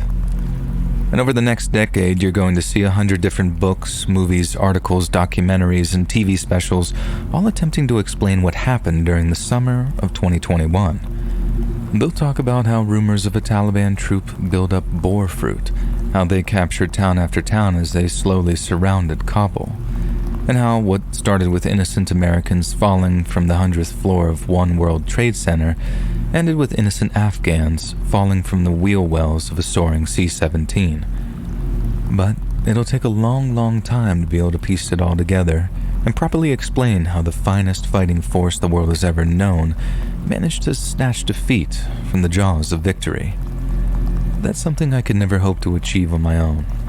But what I can do is tell you how the United States managed to lose one very specific district nestled up in the mountains of Kunar province, named Asadabad. Asadabad is the smallest of Kunar's 16 administrative districts and consists of a small village from which it derives its name, along with a 50-mile-long strip of flat, fertile valley carved out by the Kunar River. It's home to around 35,000 people, a third of which live in the village while the rest are scattered around the valley floor in mud brick compounds that are almost 1,000 years old. It's a pretty unremarkable place in eastern Afghanistan, and if you don't know what I mean by that, think crystal clear blue skies, stunning semi-alpine vistas, and grinding subsistence poverty. But what did make Asadabad remarkable was the fact that its district center was only 7 miles away from the Pakistani border, which made it a major smuggling route for the Taliban's weapons as well as its opium. I know those guys waged a major PR campaign after they took over and made a big deal out of eradicating Afghanistan's poppy fields to show how anti-vice they are. But when they needed money for weapons and ammunition, the Taliban had no problem allowing opium traffickers to ply their trade, just as long as they got a tasty cut of the profits via the heavy taxes they imposed. They made a lot of money that way too. So in the winter of 2008, we rolled into Asadabad with the goal of cutting off their smuggling routes. The first problem we encountered was that Asadabad's chief of police was corrupt to the core. He was taking money from the Taliban to keep his officers away from certain areas. He was taking money from the smugglers to turn a blind eye to their operators. He was also taking money from a group of guerrillas turned gangsters called the Haqqani Network. But try as we might, we could never figure out why they were paying him, only that they were. And so the first thing on the agenda was finding a replacement. The 503rd might have been responsible for the combat and supply end of things, but all of the civilian administration fell under the jurisdiction of the Department of State. The DOS had an HQ over in Kabul, and every so often, they'd fly over a representative on a Chinook to liaise with our battalion commander. And then one day, the DOS Chinook touches down at our battalion HQ, but the representative isn't alone. He brought the chief of police's replacement with him, and his name was Najibullah. Chief Najibullah belonged to a large family that, for reasons that were never fully explained to us, had been kicked out of Asadabad many years earlier by the Taliban. Najibullah and his boys hated those guys, and we were very confident that they'd perform better than their predecessors, who had melted away whenever the Taliban launched attacks. Then, with more of the Taliban's fighters tied down in Asadabad, it would be much easier for the teams of Green Berets to swoop in on the smugglers' transport routes and choke off the enemy's largest source of revenue and supply. At least, that was the plan. But whenever I think of plans these days, I'm reminded of a poem that I had memorized back at West Point. But little mouse, you're not alone, and proving foresight may be vain. The best laid plans of mice and men go oft awry, and leave us only grief and pain. For the first couple of weeks, Najibullah and his boys performed exactly as expected, and they were a huge upgrade compared to the police officers the previous regimental combat team had worked with. Having our Afghan National Police officers actually doing their jobs added a very fragile but much-needed layer of security to the district, which meant the Taliban started to have problems maneuvering, evacuating wounded fighters, and getting ammunition to their key firing points during firefights. As you can imagine, that made our offensive operations run much smoother and meant that we finally started to make some serious progress in terms of stopping the flow of weapons and opium going back and forth across the border with Pakistan. Najibullah was tough, and he had an ego about him, but the effect that he had on our area of operations was phenomenal. And so for a while, we were all his #1 fans. But then, when the winter came to an end, and as the spring fighting season started to approach, we noticed that Najibullah's methods of enforcing the law were becoming more and more robust, for lack of a better word.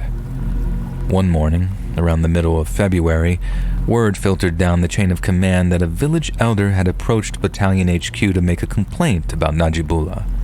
The chief, along with some of his fellow officers, had been searching a compound in the valley when a young boy began to talk back to him. Najibullah flew into a rage and started smacking this kid around. Then, when the boy's father demanded that he stop, Najibullah ordered one of his officers to hold the father at gunpoint and then proceeded to beat the man's son even harder. By the time the village elder arrived at Battalion HQ, the wounded kid, who turned out to be the elder's great-nephew, had been carried all the way to the small medical clinic in near Asadabad's district center and was receiving treatment for a broken eye socket and a severe concussion. The village elder then said that he managed to convince the boy's father not to kill Najibullah and his boys, but that in order for a lasting peace, he'd require ample monetary compensation. If there was one thing that was never short of in Afghanistan, it was cash. So getting the elder and his family their money was never going to be an issue. But on the other hand, the amount of goodwill we had with the local Afghans was, at the very best, minimal. And so after arranging for a family representative to swim by to pick up their cash, a few officers went over to the district center to talk to Najibullah about his conduct. But when confronted, he seemed confused. Through the translator, Najibullah explained that as part of his training, he'd been told how he had to win the respect of the local population. But how were the people going to respect him, he asked, if they didn't fear him? By the time the spring fighting season commenced, we'd convinced Najibullah that his enemies should fear arrest and detention, not corporal punishment or death. He promised he and his officers would follow the procedural guidelines we provided and would arrest all future suspects instead of just kicking the crap out of them on the spot. I heard one officer say that dealing with Najibullah was like pulling teeth, but honestly, I think it was more like herding cats. He gave the A&P guys all the guidance in the world, and they still just did their own thing. Sometimes their own thing proved very effective. Like this one time when they rolled back into the district center carrying several kilos of raw opium they'd confiscated from some smugglers who they'd managed to ambush, forced to surrender, without even a single shot being fired. I remember asking Najibullah why he'd planned such a risky operation. And you know what he told me? He was bored. The Afghans were often crazy brave like that, and it saved the lives of my soldiers many times over. But then other times, the crap they pulled almost got a lot of them killed. One morning, the boys in 2nd Platoon performed a little advanced to contact patrol at the western end of the valley. They were kind of like the search and destroy missions from Vietnam. Soldiers patrolled deeper and deeper into enemy territory until the enemy began shooting at them. But then if the soldiers were fired upon, they knew that they were headed in the right direction, at which point they'd advance under fire, destroy or rout the Taliban, then return to their operating bases for coffee and MREs. There was a place where 99 times out of 100, we'd start taking AK fire once we arrived. But then on one particular morning, an eerie silence hung over the landscape and the Taliban were nowhere to be found. That marked the first time ever that we'd reached that western point in the valley and not been fired upon, so naturally we were very keen on figuring out why that was. My platoon made its way back to our FOB, then a detachment consisting of myself and a few guys from 2nd Squad walked all the way into the district center to speak to the lieutenant colonel and give a full, in-person report on what had happened that morning, or more accurately, what hadn't happened that morning. The moment we walked into the compound which housed the district center, which consisted of a whole bunch of administrative buildings, we saw some of Najib's boys hanging out smoking cigarettes and drinking chai. This wasn't out of the ordinary because it was approaching the hottest part of the day when the Afghans traditionally took a break. But as we walked past and said our salams, one of them says in broken English, "Taliban finish, Captain. Today. Taliban go home. No fighting." Me and my guys stopped dead in our tracks like, wait, what? How did they know? While Najib's guys had these big grins on their faces. It was possible that they too had noticed the absence of Taliban fighters that morning, but those big crap-eating grins made me suspect that they knew something we didn't. The second we walked into the room that served as the lieutenant colonel's daytime office, we saw Najib, smiling like he'd just found an extra fry at the bottom of his bag. It turns out, during the previous night, he and his boys had gone out into the valley and paid a visit to one of the compounds out there. They didn't barge their way in, and they didn't break anyone's skull either. In fact, all they did was arrest a villager suspected of supplying information to the Taliban. The lieutenant colonel was telling me all of that, which to me sounded like good news, but the look of disquiet on his face told me that there was a little more to the story, and boy was there ever. The suspect Najibullah had arrested was the mother of the Asadabad Taliban commanders, and in all likelihood, she had indeed provided her son with some kind of material support. But before that day, women and children were off limits. A brother or father that helped build an IED, they could expect to be shipped off to Kabul for a long spell in Pulicharki prison. But we knew that to mess with Afghan women, or worse, mess with their children, and you'd be asking for serious trouble. But then if Najib had just arrested some commander's mom, why wasn't the whole valley popping off with RPG and mortar fire? Well, that's because Najib had asked the woman's family to pass a message on to the Taliban commander, and that message was this: if one single bullet is fired by a Taliban rifle, or a single IED explodes anywhere in the valley, then the commander's mother would be tortured, violated, and then executed. We asked if Najib had proof of the mom's material support, and in response, he asked why we needed it. He knew her son was Taliban, everyone did, and to him, that was all the proof anyone needed. If we wanted to beat the Taliban, he said through the translator, then we had to start hitting them where it hurt. I had to then explain again through the translator how that was not at all what we wanted to do, and we told Najib that 100 times. We wanted to win hearts and minds and contribute to the cycle of violence as little as possible in our efforts to remove the Taliban. So, without any real evidence of her guilt, he was going to have to release the Taliban commander's mom, and he had to do it immediately. Needless to say, Najibullah was not happy about being ordered to release his prisoner, and accused us of undermining his authority. He also said that the moment the commander's mother had reached safety, the Taliban would attack our positions with everything they had, and he was right. We just had a hard time explaining how, when that happened, it had to be all his fault. but continued to keep her prisoner, and whatever consequences we had in store would be much worse. The second we delivered the commander's mom back to her compound, families started packing up and leaving the Asadabad Valley to seek shelter elsewhere. They knew what was coming, and so did we. But when it came, we were ready for it. In what amounted to an extremely reckless attack, the Taliban attacked every forward operating base we had, all while dropping 82 and 120mm mortars onto the district center. It was a revenge attack, but because they rushed to mount it, we scored exactly 33 Taliban KIA while suffering only one wounded soldier. It was the largest multi-contact firefight we'd experienced thus far, and it had been a complete turkey shoot.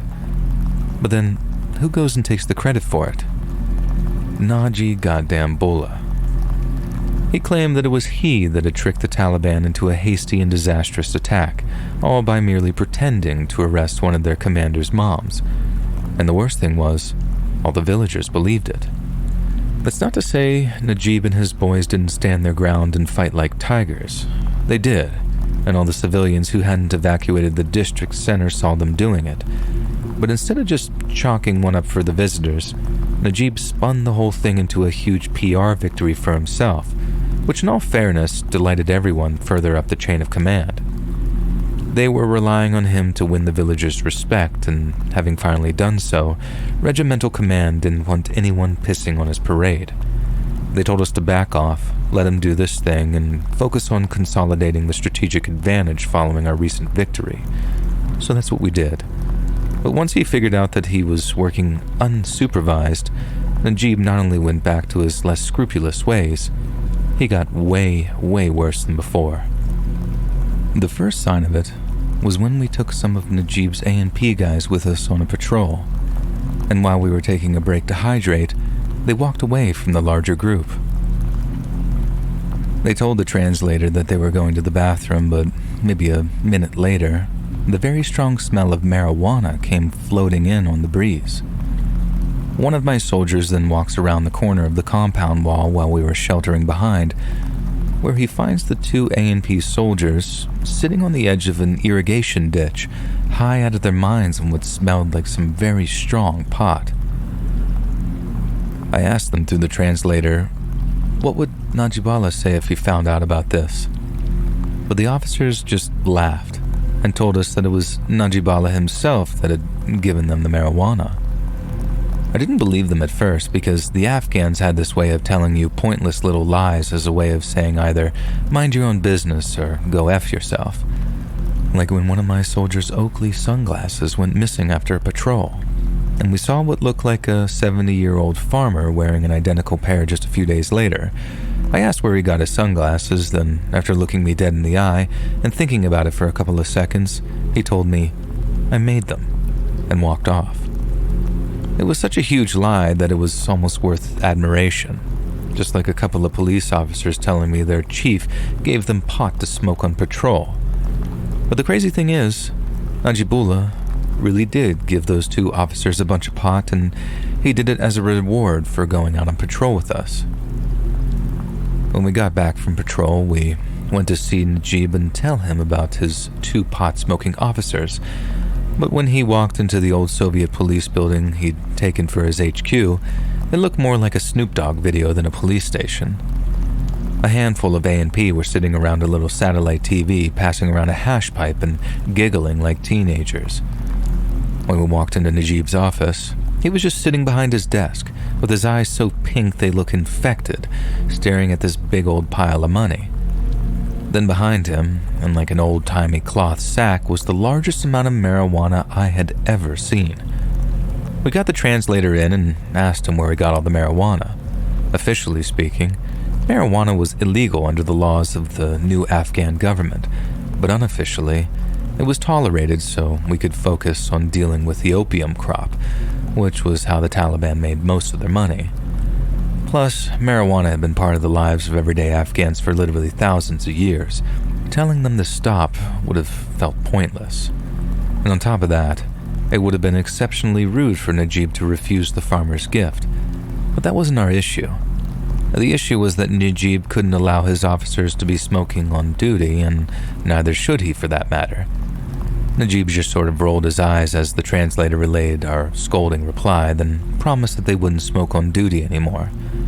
But just days later, he went back on his word and explained that he needed to give his officers marijuana to smoke or they'd refuse to go out on patrol. And that was complete horse crap, but it wasn't really marijuana use that was bothering us. It was all that money that he had on the table. The money that was given to Najib to pay his officers always came perfectly stacked and shrink-wrapped, and it was all brand new, crisp, clean bills. But the bills in the pile of cash on Najib's table looked old, creased, and used. We asked if he was taxing the villagers or taking bribes of some description, but he took terrible offense to that and insisted that it was his officers' pay. We were soldiers, not cops, so there was only so much we could do in terms of tracking down where the money came from. And even if we could prove that he was taxing the local villagers, which was well beyond his authority, he could just reframe the taxes as gifts and then intimidate the villagers into corroborating his story. If it sounds like Najib has a pretty solid grip on local power, that's because he did. But although he was helping keep the Taliban at bay, he was causing more and more problems as the power went more and more to his head. But the thing that I have about power is it requires a hell of a lot of self-discipline, because without it, you don't just lose the men under you, you lose yourself too. About a week or so later, we were still trying in vain to get one of the villagers to admit that Najib had been taxing them. They were all so scared of him at first, and it seemed like no one was going to tell the truth. Then suddenly, someone came forward with an incredible accusation. 2 farmers, brothers whose families lived in the same compound, finally confirmed other suspicions that Najib had been taxing them. Yet they also claimed that after discovering his family was unable to pay, Najib had kidnapped one of the farmer's 9-year-old twin sons as a form of collateral. Since that totally sounded like something Najib would do, me and the company first sergeant grabbed our translator and went over to the district center to demand their release. But when we arrived, we were barred entry to the office. 2 extremely stone-looking A&P officers told us that Najib was busy and that we should come back later. Through our translator, we told them that Najib didn't sound very busy because we could hear Pashtun pop music blaring from a stereo inside his office. The officers kept insisting Najib wasn't taking any visitors, and in the end, we had to threaten with having every single one of them removed from their posts before they stepped aside and allowed us into the office. But when me and that first sergeant opened up the door and walked inside, neither of us could believe what we were seeing. We were looking for 2 missing boys, right? And I honestly figured Najib was holding them in the old station's large, undivided jail cell. But when the first sergeant and I walked into his office and we saw Najib sitting behind his desk with his shirt open, while a small girl stood in front of his desk, dancing in time with the music. I say little girl because the kid had a dress on, little sandals with bells on, and was wearing what appeared to be makeup. The same could be said for what I thought was a second little girl who was lying under a blanket on the opposite side of the room, wearing this dead-eyed expression on her face. That all lasted for only about half a second because the second Najib saw us, he turned down the music and then started yelling at our translator. I figured our translator would wait to hear him out and then start translating, but instead, he started yelling back at Najibullah as he went over to grab the dancing girl. The whole time I'm yelling at our translator, ask him where the girls came from. But he's still yelling at Najib, who's yelling back at him. And then finally, after screaming so loud at Najib that I thought he was going to shoot him, our translator turns to me and says, "They're not girls, they're boys, the 2 missing boys." He then asked me to help carry the kid lying in the corner who turned out to be completely naked under that blanket. Now, side note, I just literally had to get up and pace around the room for a while because what I'm about to go into is possibly the most disturbing and upsetting thing I've ever learned in my whole life. And for those of you that are about to be eternally scarred by what I'm about to tell you, then I sincerely apologize. And for those of you that don't believe me, then I implore you to look it up, because every word of what I'm about to tell you is true. In Afghanistan and northern Pakistan, certain men practice an ancient tradition that they refer to as bachabazi. Bachabazi is when older men take a young boy, who hasn't gone through puberty yet, and then they dress him up like a little girl and make him dance. Now, this might just sound a little goofy or perhaps a little cruel, but it gets way worse than that. Because after they're done making the boy dance, the older men in attendance take turns doing things that no grown man should be doing with a child. Seeing it up close for the first time, but only seeing the dancing phase, the first sergeant and I had no idea what we were looking at. But our translator did, and after handing over the kid that he was carrying to the first sergeant, we had to talk him out of walking back into the police HQ and shooting Najibullah dead. As you can imagine, we reported what Najib had been doing to regimental command, but what we were told was jaw-dropping. We were told that it was an internal issue, a problem only the Afghans had the remit to solve, and since Najib was still coasting on the victory of the late spring, none of his superiors wanted to replace him. And in so many words, we were told to ignore it. And hearing that made us feel physically sick. But even worse, we had no choice but to try and keep word from spreading among the soldiers. And that is something that still keeps me up at night. If I allowed the details of Najib's nightly activities to spread among the platoons, one of my soldiers would end up fragging him. And despite me also wanting to end his life, if Najib ended up dead, a veritable shitstorm was sure to follow. Our only hope was that one of the higher-ups saw fit to replace him, and sooner rather than later, because Najib's popularity among the villagers that didn't already hate him was starting to plummet. We knew things were reaching a breaking point when some of the A&P officers started to desert their posts.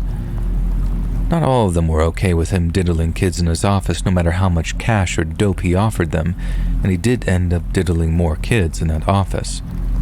And so one by one, all of his guys just up and deserted in the middle of the night, until all that were left were a handful of his brothers and cousins who, for the record, were also taking part in the bachabazi sessions. We ended up pleading with our CO to get on the horn to Kabul, because we needed at least a dozen new A&P officers to maintain security around the valley floor. But before that could ever happen, everything suddenly came to a head. Remember the guy who we delivered cash compensation to after his nephew talked back to Najibullah and got his ass beat? Well, we're out on patrol one day and he's out working one of his fields as we're passing. Then when he sees us, he comes running over and starts yelling at our translator saying he needs to talk to us. The farmer and our translator then talk for a good few minutes before finally they stop talking and our translator turns to me. It looked like he was struggling to find the words for a second, then when he spoke, all he said was, "I think you need to pull your guys out of the district center tonight." I asked him why, and he tells me, "Trust me, take you guys out of the DC or they'll all be killed." Obviously, I'm not taking orders from a damn translator, no matter how much I like the guy, so I order him to start making sense already and to tell me what the farmer had said.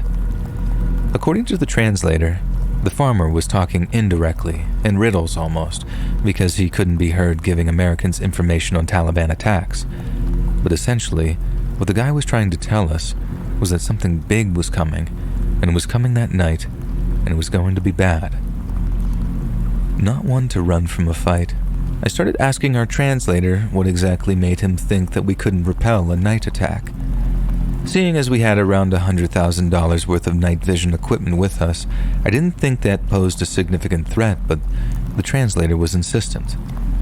He told me we couldn't stop what was coming, that from the way the farmer talked, every Taliban fighter in Kunar was headed our way, probably to even the score for the losses they suffered back in spring.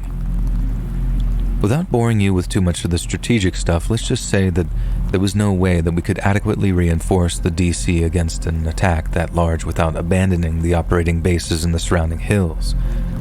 But if we abandon those bases, the Taliban could simply move into our old positions, concentrate their fire on the district center, and the whole company would be up shit creek without a paddle.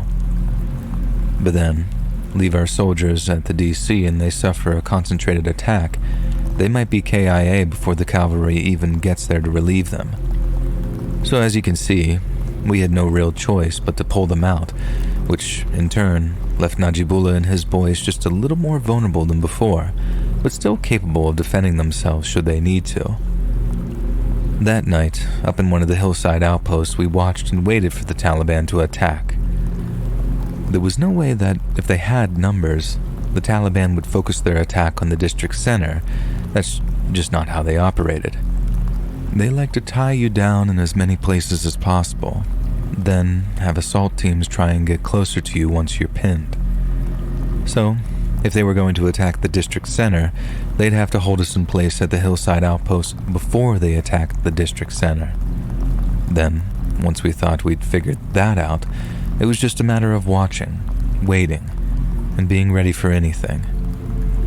Taliban attacks usually came from the direction of the setting sun, and they take advantage of the sun's glare to blind you to their firing positions. No shots were fired at sundown, so we figured the attack was coming later, and then sometime after midnight, we saw the headlights of a truck approaching Asadabad's district center. It was a lone vehicle, so we didn't immediately suspect it was the Taliban, especially not if they were planning on attacking in large numbers. Then as we watched the vehicle roll past the district center and towards Najib's police HQ, it stopped outside the compound's main gates. We were up on the hillside so we could watch all this unfolding at a distance. Then as the truck's headlights started illuminating the interior of the compound, we figured, okay, it must have been an A&P vehicle or something to be allowed entry into the compound. We all start to relax, thinking the warning of the attack might have been a false alarm, then out of nowhere, boom. The flash of the explosion lit up the hillsides as this huge orange fireball rose up from the valley floor. We all got into position, waiting for the Taliban to start firing on our hillside positions, but nothing came. Correctly assuming that it was a bomber that had just hit the police HQ, we had a few guys from 2nd Platoon rush down to the DC to defend against any follow-up attacks. But again, nothing happened. In the morning after the attack, we got to get a good look at the damage inflicted, then started pulling out bodies from the police HQ, which included Najibullah's. His body was covered in purple and black contusions from the force of the explosion, and his head had been half crushed, presumably by falling rubble.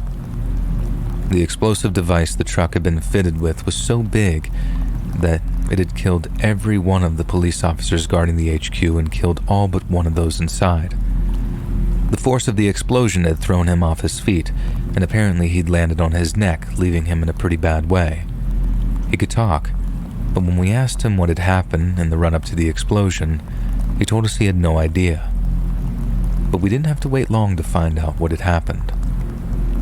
Back then, the Taliban used these small, cheap Motorola radios to communicate with each other, called ICOMs. But we loved those little things because all you had to do to listen in to their chatter was buy your own ICOM radio, then tune into their frequency.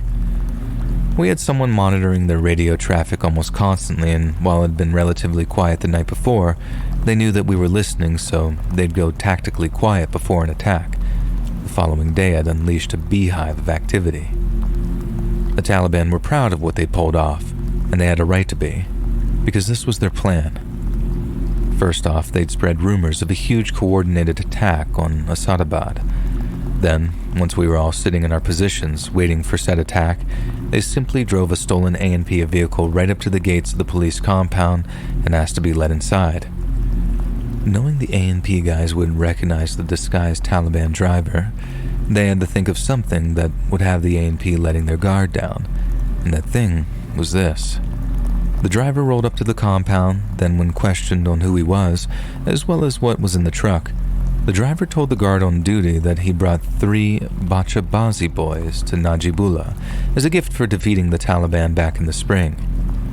This was all the guards needed to hear, and then after parking his truck right next to the HQ building, the driver simply grabbed his detonator, shouted "God is great," and then blew the whole compound to Kingdom Come.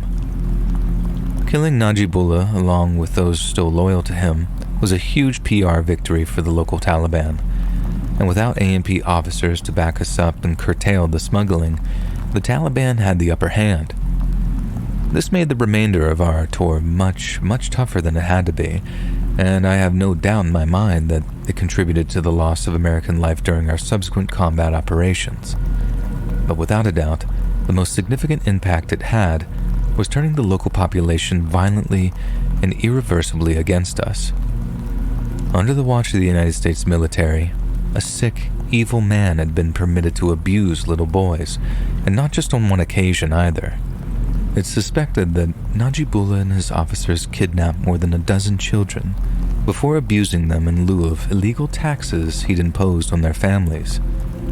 If someone did that to me, and one of my kids, I'd do just about anything to see them dead, and I wouldn't shed a tear if the people protecting the abuser died either.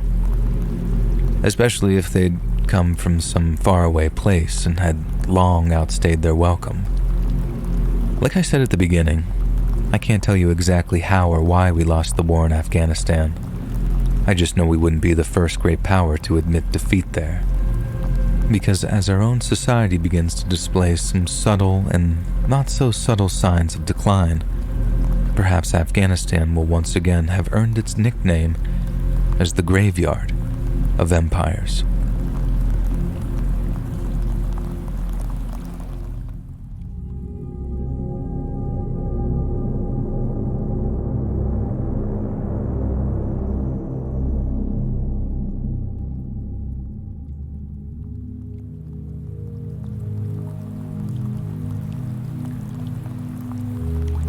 During the summer of 1975, my grandfather worked at a car dealership as a mechanic in a major city on the West Coast. That was where my Aunt Cece got her first job as a receptionist for the dealership. They were from a small town out in the countryside, so she was excited to start work in the big city as Cece had just graduated high school and wanted to save up for an apartment. Despite the fact that she was in a major city, Cece's job was what you'd expect working as a receptionist inside a car dealership. The immediate area was devoted to industry work and other car dealerships. It was, in effect, a social dessert for a 17-year-old social butterfly like Cece. This was a blue-collar area that was predominantly dominated by men working hard and dirty jobs. And despite that, Cece enjoyed her work and the chance to carpool with her dad and get along great with the staff, with what my grandfather called the gift of gab. She could make friends with anybody. And now, as it was 1975, most transactions were done in cash, and as a result, paperwork and money deposits had to be done with daily trips to the bank. That task fell upon Cece as part of her duties, and she was entrusted with taking deposits to the bank located within walking distance of her place of employment. As she worked in a successful car dealership, she could deliver thousands of dollars in cash per deposit. To put the money in perspective, $2,000 in 1975 equivalates to well over $10,000 USD based on today's inflation rates. And so here was Cece, a lone 17-year-old girl with a daily routine, walking from a popular car dealership to a bank with large sums of money at a somewhat isolated and rough neighborhood inside a major city. To say that her employer did not foresee an opportunity for disaster was naive on their part, and for my grandfather as well. All that I can say about that relaxed attitude was that the 70s was an entirely different world almost 50 years ago, and Cece was the one to pay the price. On that summer's day, the dealership had quite a few successful transactions that resulted in netting over $3,000. So with the paperwork done after lunchtime, Cece put the money into her purse and began the short walk to the bank. She was a few minutes into her journey when a rusty van screeched to a halt behind her. Before she could react, the sliding door opened and a man pulled her inside. The door slammed shut and the engine revved as they sped off. And just like that, she was kidnapped. Inside the van were 5 rough-looking men in their mid to late 20s. The back seats had been removed to make room for a mattress and several pillows, converting it into a sort of party van, as was typical for the time. And this was evident from the empty beer cans, bottles, and drug paraphernalia scattered around. The men laughed as they shoved Cece onto the mattress, commenting that they had wanted a pretty girl to join the party. She had the misfortune of being the random girl in their path. They seemed either oblivious or uncaring that they had abducted a young woman against her will. There's no need to emphasize how dangerous a situation Cece was in here. She was fully aware of what was likely to happen with 5 male strangers taking her to God knows where. These men didn't look like college students. Their rough appearance suggested a very harsh lifestyle. Cece also realized that they were unaware of the money in her purse. These were men looking for a good time at the expense of an innocent woman, not criminal masterminds who had planned to rob her of the $3,000 hidden in her purse. Still, her chances of survival would likely plummet to 0 if they discovered the cash, and that amount might be too tempting to leave behind a witness.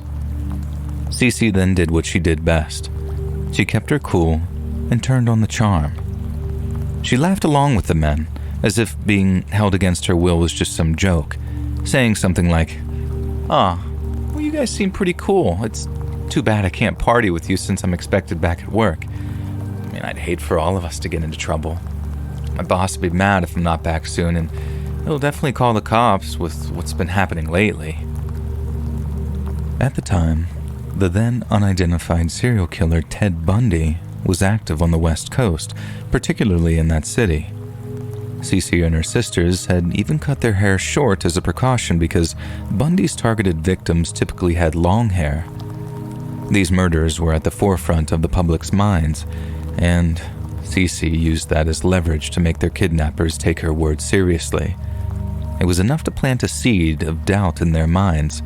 Their intentions have never been good, but now they face the added risk of her being immediately missed and the cops quickly getting involved. Cece continued talking to the men as they mulled over this information, all the while downplaying her own fear. "You guys don't really want to do this, do you? My boss is really strict about my breaks, and we'll all get into trouble real soon. I don't think any of us would want that."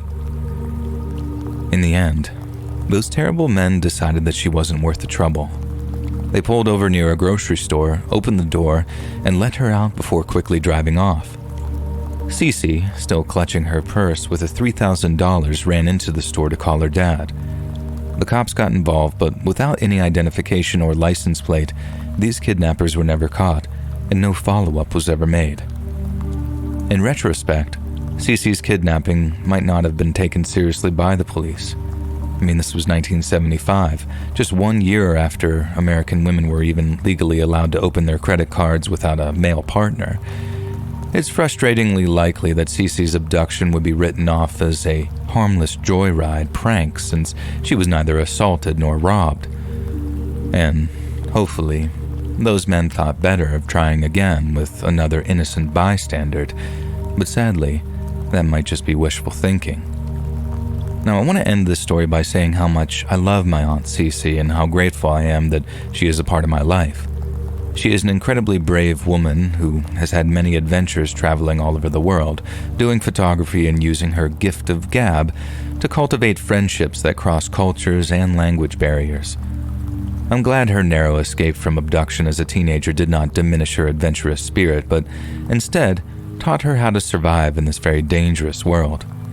She has many stories, but she tells this one as a lesson in not becoming too relaxed in daily routines and in keeping emotions in check during frightening situations.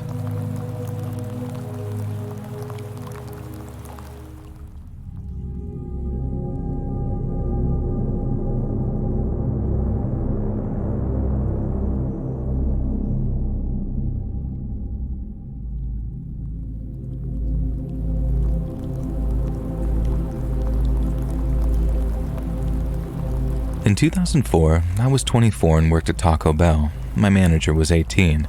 It wasn't the best time of my life, but I digress. The manager and I became close friends. My little goth self and my jock altar boy manager were like the odd couple. He loved how I could talk to anyone and that my girlfriend was hot. I liked that he seemed more open and willing to be like a chameleon every time we hung out at the goth bar. He even went as far as to buy fishnet shirts for club nights. And as things happen, we had a falling out a couple of years into our friendship. He got fired from Taco Bell for harassment, which was pretty uncharacteristic. He thought he was close enough friends with one of the girls who worked nights with us to say, "Hey, while you're down there, when she kneeled to get cheese from the reach-in refrigerator. He got fired from his second job for altering inventory counts and stealing Gatorade crates from the gas station where he worked nights. And around this time, he decided to start working as a carpenter and began training for it. He bought all the necessary tools and started attending a vocational school to learn the trade. And soon, he was having fun hanging out into the wee hours of the night with his new friends from class, and by this point he was 21. One night while driving back from a bar, he was far too drunk to drive. He hit a median on the freeway, rolled his car, and broke his leg. The rent and cleaning fell to me. I wouldn't have minded, but he didn't even clean his dishes. There would be mold in the sink. These were dishes that I bought, and I told him that if he couldn't wash them, he should just use paper plates, and I ended up throwing the plates out. After he healed up and started working as a contractor, he began bringing friends over for loud parties while I was always trying to sleep in the other room. He would be drunk as hell, and we would fight, mostly arguments, though he did throw a bottle at me once. It was so violent that I decided to just move out and go back home. A few years had passed, and in 2012, I graduated from college and moved to northern Wisconsin to work at a TV station. While having breakfast at a restaurant with my girlfriend, I got a text message from a friend back home asking what my old roommate's last name was. I told him, DeHunt, and sent a picture. "Is this him?" he asked. "Yep," I texted back. And then he sent me a picture of the whole newspaper, and I almost threw up. There was the church kid, and carpenter turned thief's mugshot. He had just been convicted of murdering his girlfriend. And the story goes like this. He was dating a woman who worked at the courthouse as a clerk. She had never missed a day of work and suddenly missed 3 days with no call and no show. Her boss, a retired detective, called in a wellness check. When they went to her house, Will answered the door and held his hands out in front of him in a sort of handcuff me pose. And they did just that and looked inside. What they found was something out of a Rob Zombie script. The drywall was recently patched, and the house had been cleaned. They peeled back the drywall patch and found black contractor bags with pieces of his skinned girlfriend inside. He had gotten drunk with her and they fought. He threw an ashtray at her, hitting her in the head. She fell and smacked her head on the counter. Panicking, he decided the best thing to do was strangle her to death and cut her into pieces in the basement with his sawzall. And that wouldn't do. On garbage day, people could see that it was a person, and so he used an X-Acto knife to skin the pieces, put them into the wall, and patched it up. I really did dodge the bullet. I could have been the first victim if I didn't move out of the way of his beer bottle that he threw at me so long ago.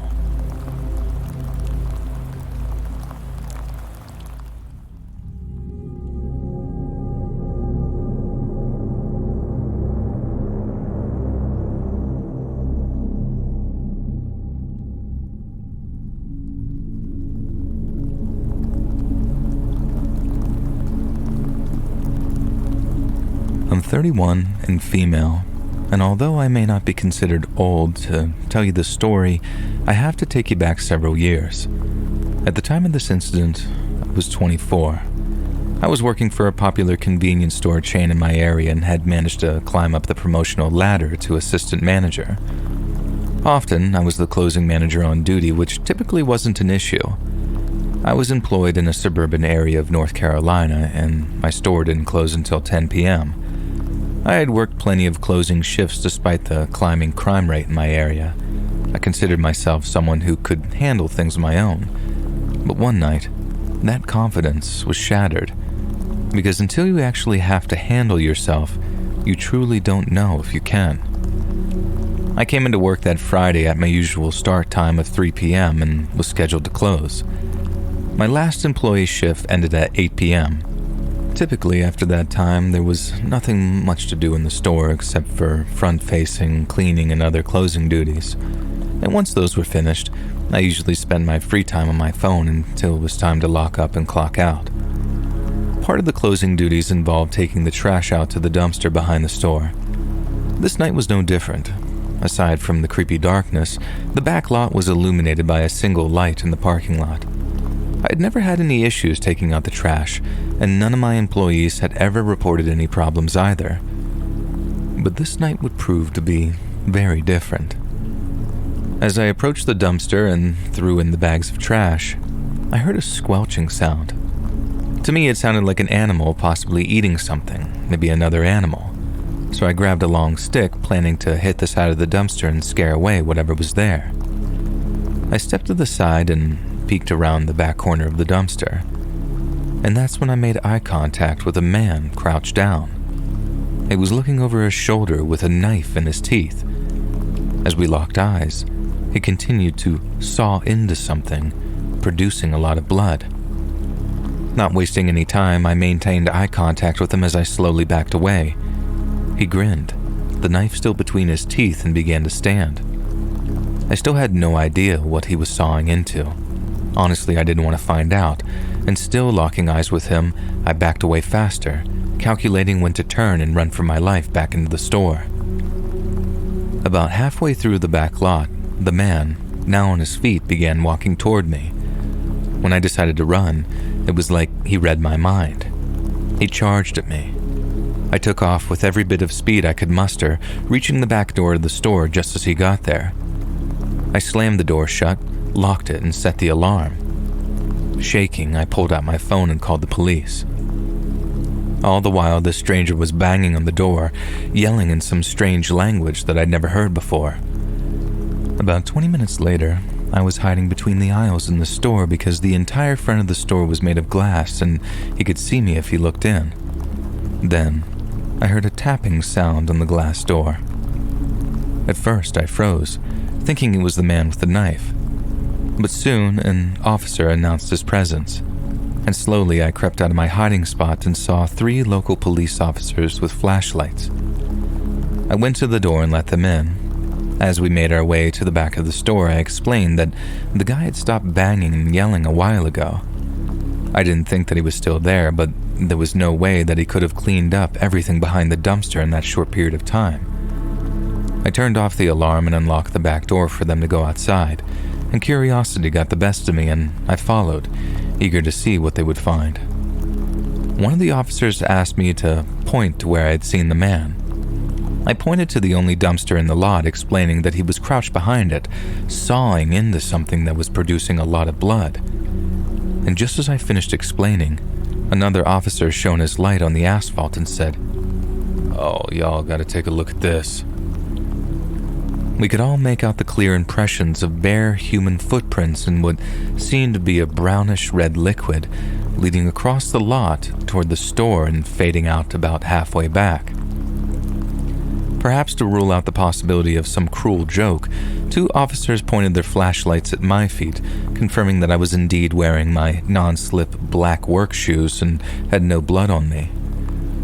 Approaching the dumpster, one officer positioned himself in front of me while the others drew their weapons. One of them shouted in a very stern voice, "Police officer, if you're back there, show yourself. Come out with your hands up." And there was no response. As they turned the corner, they all sighed in unison. And what they found was a pool of blood, a knife, but no person. There was no animal or body, just blood, and a lot of it.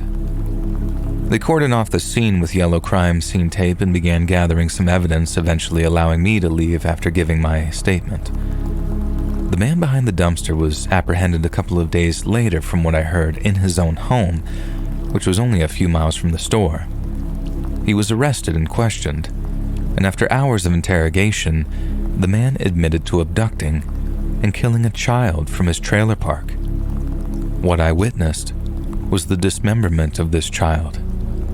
His pursuit of me was to ensure that if I had seen something, I wouldn't be able to talk about it. After the incident, I refused to close the store again, and my store manager agreed. Not long after, I took a position at another store within the same company in what seemed to be a safer area.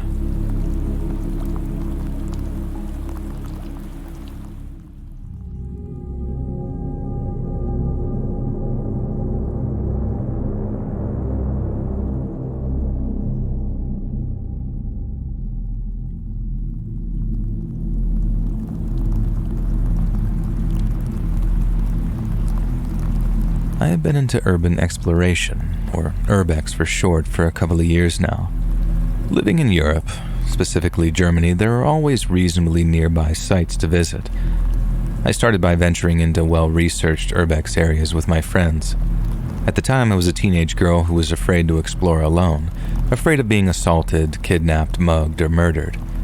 Eventually, after about a year of urbexing with friends, I decided I was competent enough to explore on my own.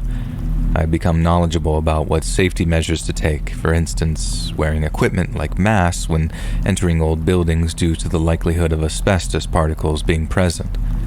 One should also wear thick clothes and sturdy shoes to avoid stepping on or bumping into anything sharp and harmful. I always scoped out the buildings and pre-planned entry and exit routes. Additionally, I shared my location with one of my closest friends every time I went on an adventure. I had successfully urbexed several times alone and covered many abandoned places across eastern Germany. However, in July 2018, things went very wrong. It was the peak of summer, and because I had explored almost all the places near me, I had to resort to more tedious methods of finding new spots. I began researching bunkers that were used in various wars in Germany, especially during World War II. I came across one in the depths of a forest about a 3-hour drive from my city. I was quite certain it would be there, and when I arrived, it was. I was over the moon, and I felt like a real explorer uncovering ancient artifacts. The bunker was made entirely of concrete on the outside and showed no signs of vandalism, so I assumed no one else had found it. It took me almost an hour to find a way in. I fiddled with the door, banged rocks against it, and prayed until it finally cracked open, and it was almost too easy. I turned my headlamp on and was wearing a mask and gloves for extra protection. Even through the mask, the smell was foul, as if something had just died inside. The interior was surprisingly large, and the floor was littered with papers and trash. What began to freak me out was in one of the sleeping quarters, I found a pillow that was slightly ripped open, and when I picked it up, I realized it was filled with hair. Human hair, I think. This filled me with dread as I immediately assumed it was the hair of Jewish prisoners from long ago, and I began to think of the horrors they experienced. I suddenly wanted to leave, but I forced myself to stay as I didn't want to drive 3 hours for nothing. When I pulled my eyes away from the pillow and scanned the room, I noticed something strange and out of place. It was an eaten can of beans with a plastic spoon in it. The paper can wrap was still vibrant. I carefully picked it up to examine it and read the expiry date, July 11th, 2018. I was a bit freaked out, but I chalked it up to someone else exploring this place before me. However, as I continued exploring, I started to see more signs of modern life. Food packaging, decent clothes, an air freshener can.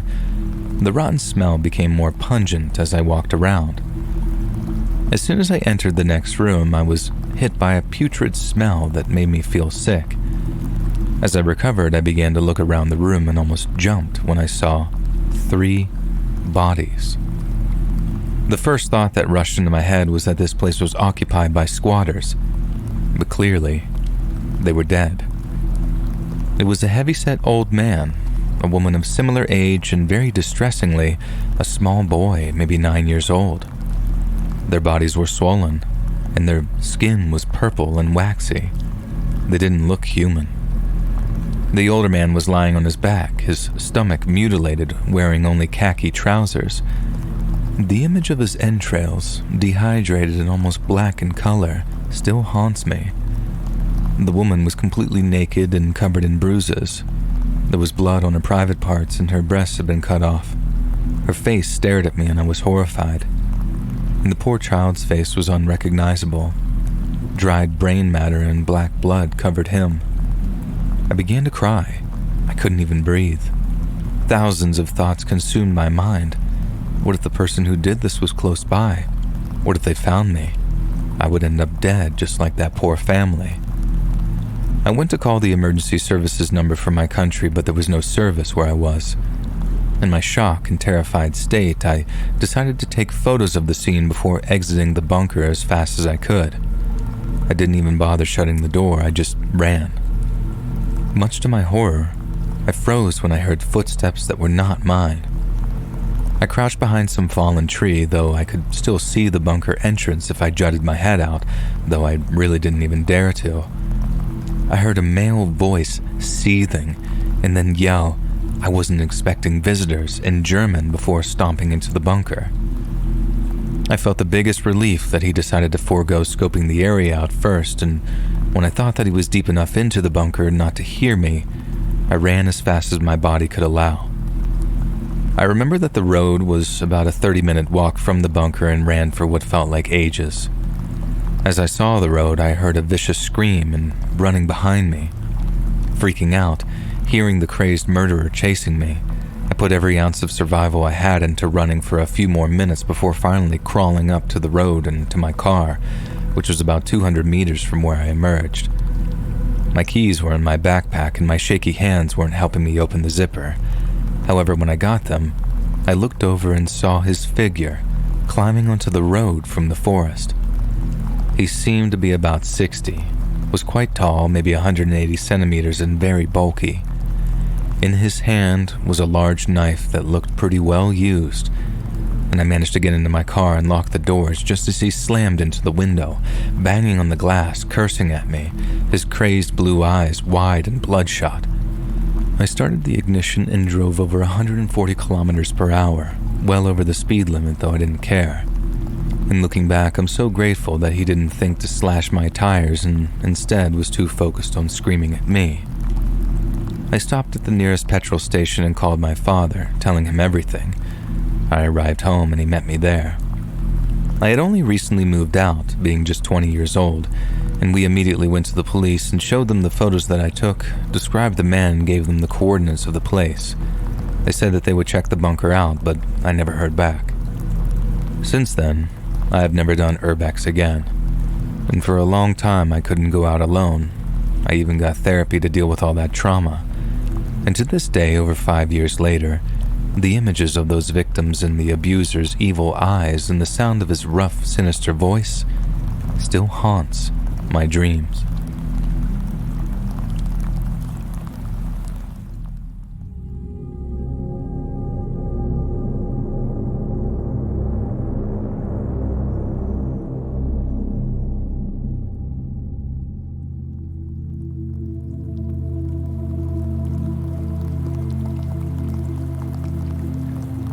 To start off, this is a bit longer. I thought about sharing some of these stories before, but recently, some things have happened that I need to get off my chest. I work at a data destruction company. We provide large trash bins to our clients, which they fill with any sensitive information they want to destroy. Our truck drivers pick up the bins, and then we separate the paper from any trash or folders. There's also a loading dock where anyone can bring items. After that, everything goes to the shred floor, which is where I work. These shredders are large and can destroy up to 2 tons of paper a day. Now, sorry for the logistics, but it's hard to tell this story without explaining how it all works. Fortunately, no, this isn't a story about some horrific shredding accident, but I digress. As you can imagine, the documents we destroy are considered sensitive or classified, even if it's just junk mail. Bank statements, medical records, school papers, court records, pretty much anything you can think of. 90% of the stuff I see daily is boring and isn't worth looking at for more than the time it takes to throw it into the shredder. But there's some interesting stuff too. In the 4 months I've worked here, I've seen social security cards dating back to the 30s or 40s, report cards from the 50s, rosary beads, religious pamphlets from the 40s, which you can guess are very sexist, condoms, thankfully unused, a family photo album from the 70s full of photos from a trip to Disneyland, and even cash, the largest sum being $11,000 that a family unknowingly dumped after their mother passed away. And with an amount this high, we found the family and returned the money, and most cash gets thrown into a fund for a Christmas party for the employees. These are just mildly interesting things in what is largely a lot of extremely boring material. However, there's also a darker side to what we're destroying. No one ever thinks about what happens to things like crime scene photos or autopsy reports after they're no longer needed. Well, you guessed it. They end up with me at the shredder. I'm not a stranger to gore or dark subject matter. I'm submitting this to this subreddit after all, but some things you just can't shake off. Experience number 1. One time I was sorting through heaps of paper with a coworker when something caught our eye. A big folder had spilled its contents, and there in front of us was a stack of about 20 pages, each containing a full-color page-sized image that told a story. It was a warehouse setting, with a big red container that appeared to be full of ashes. As we went through the photos, we saw him. Among the ashes was a highly visible vest, and in the vest was the charred body of a man. From what we could tell, this man had fallen or been pushed into an incinerator. The aftermath showed him burnt to a crisp, with close-up photos of his genitalia, face, hands, and burst abdomen exposing his intestinal tract. Experience number 2. Since we sort out all the trash from the paper, we end up with big bins of nothing but garbage. We're talking folders, binders, glossy advertisements, printed photos, VHS tapes, CDs, Polaroids, you name it. These items still contain sensitive information, so they need to be destroyed separately to avoid mixing them with our recyclable material. So, every once in a while we have trash shredding days. Trash days are my favorite because that's where the cool stuff is found. So I'm enjoying the trash shredding when I come across some plastic pages with slots for Polaroids, and think of this like a sleeve for Pokemon cards. I look at the Polaroids, and it takes me a moment to realize I'm staring at a torso full of stab wounds. There were a dozen or so Polaroids, each showing a different murder victim. Gunshot wounds, people who had taken their own lives, slit throats, accidents. 2 of them stand out the most. One was a woman who had fallen backward off a stepladder and was internally decapitated when she hit the wall behind her. The fact that this was just some freak accident was both humbling and disturbing. The other was a fully nude woman whose head was wrapped in duct tape, with her feet and hands also restrained. The only part of her face visible is from her forehead to the bridge of her nose. A look of terror and pain froze in her eyebrows. There are many other things I've seen here that have haunted me, but maybe I'll share those another time. One of the hardest parts for me is feeling like I can't tell many people about it. I never expected that a paper shredding job would put me face to face with such a dark side of humanity.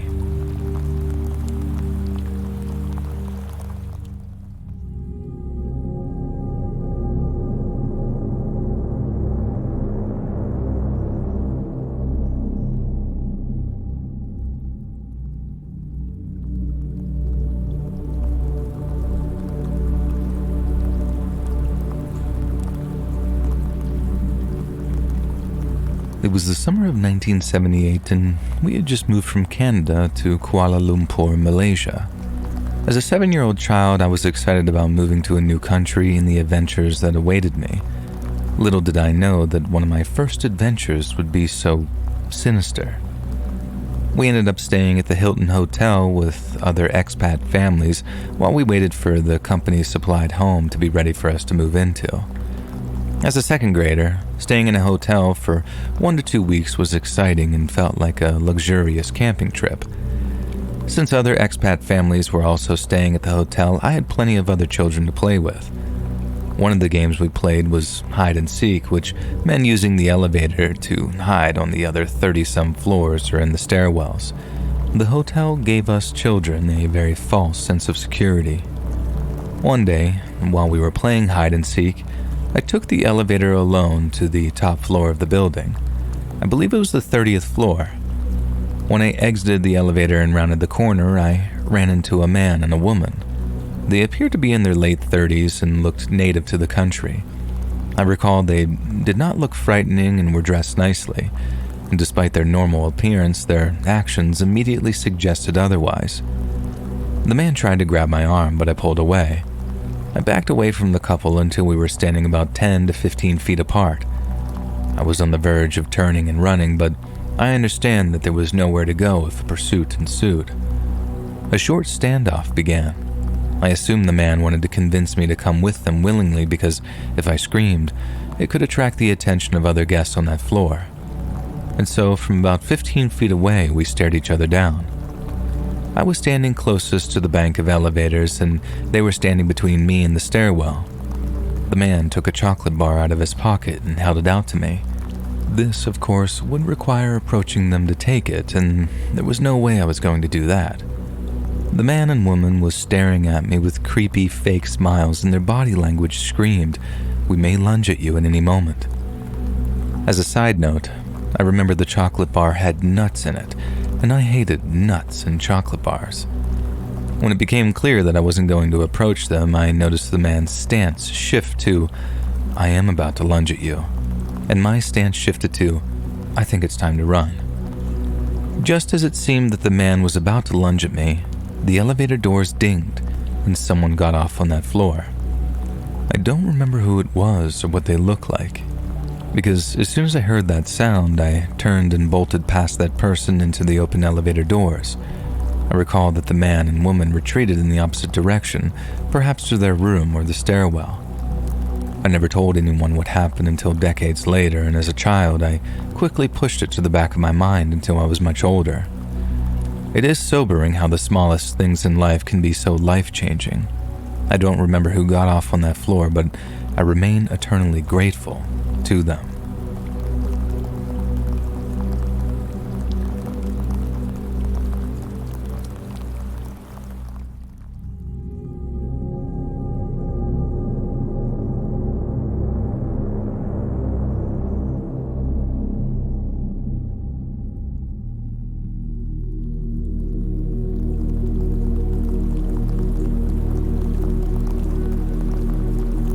I work at a big retail store as a self-checkout host. Most of my days are spent walking laps and listening to customers saying things like, "I don't work here," or "Why aren't you on the register?" And I understand their frustrations. Usually, there would be 2 or 3 of us at the self-checkout and maybe 2 manned registers open. We got a new guy in, we'll call him Terry. Terry always wore a mask since 2021, and COVID was still a concern to him. I was training him, telling him to stock candy in bags, and he asked the usual questions anyone would ask. If I was in school, if I had a girlfriend, I lived in a small city/big town that had a good college, students from all over the country would come and usually end up working at the prisons or in retail. I usually asked the same questions back. I told him no to both accounts. Then he asked if I ever went hunting. We had a lot of woods and a big forest around the town. "No, I don't like guns," I said. He replied that he'd have to take me one day. A few days went by and he's over on my side again.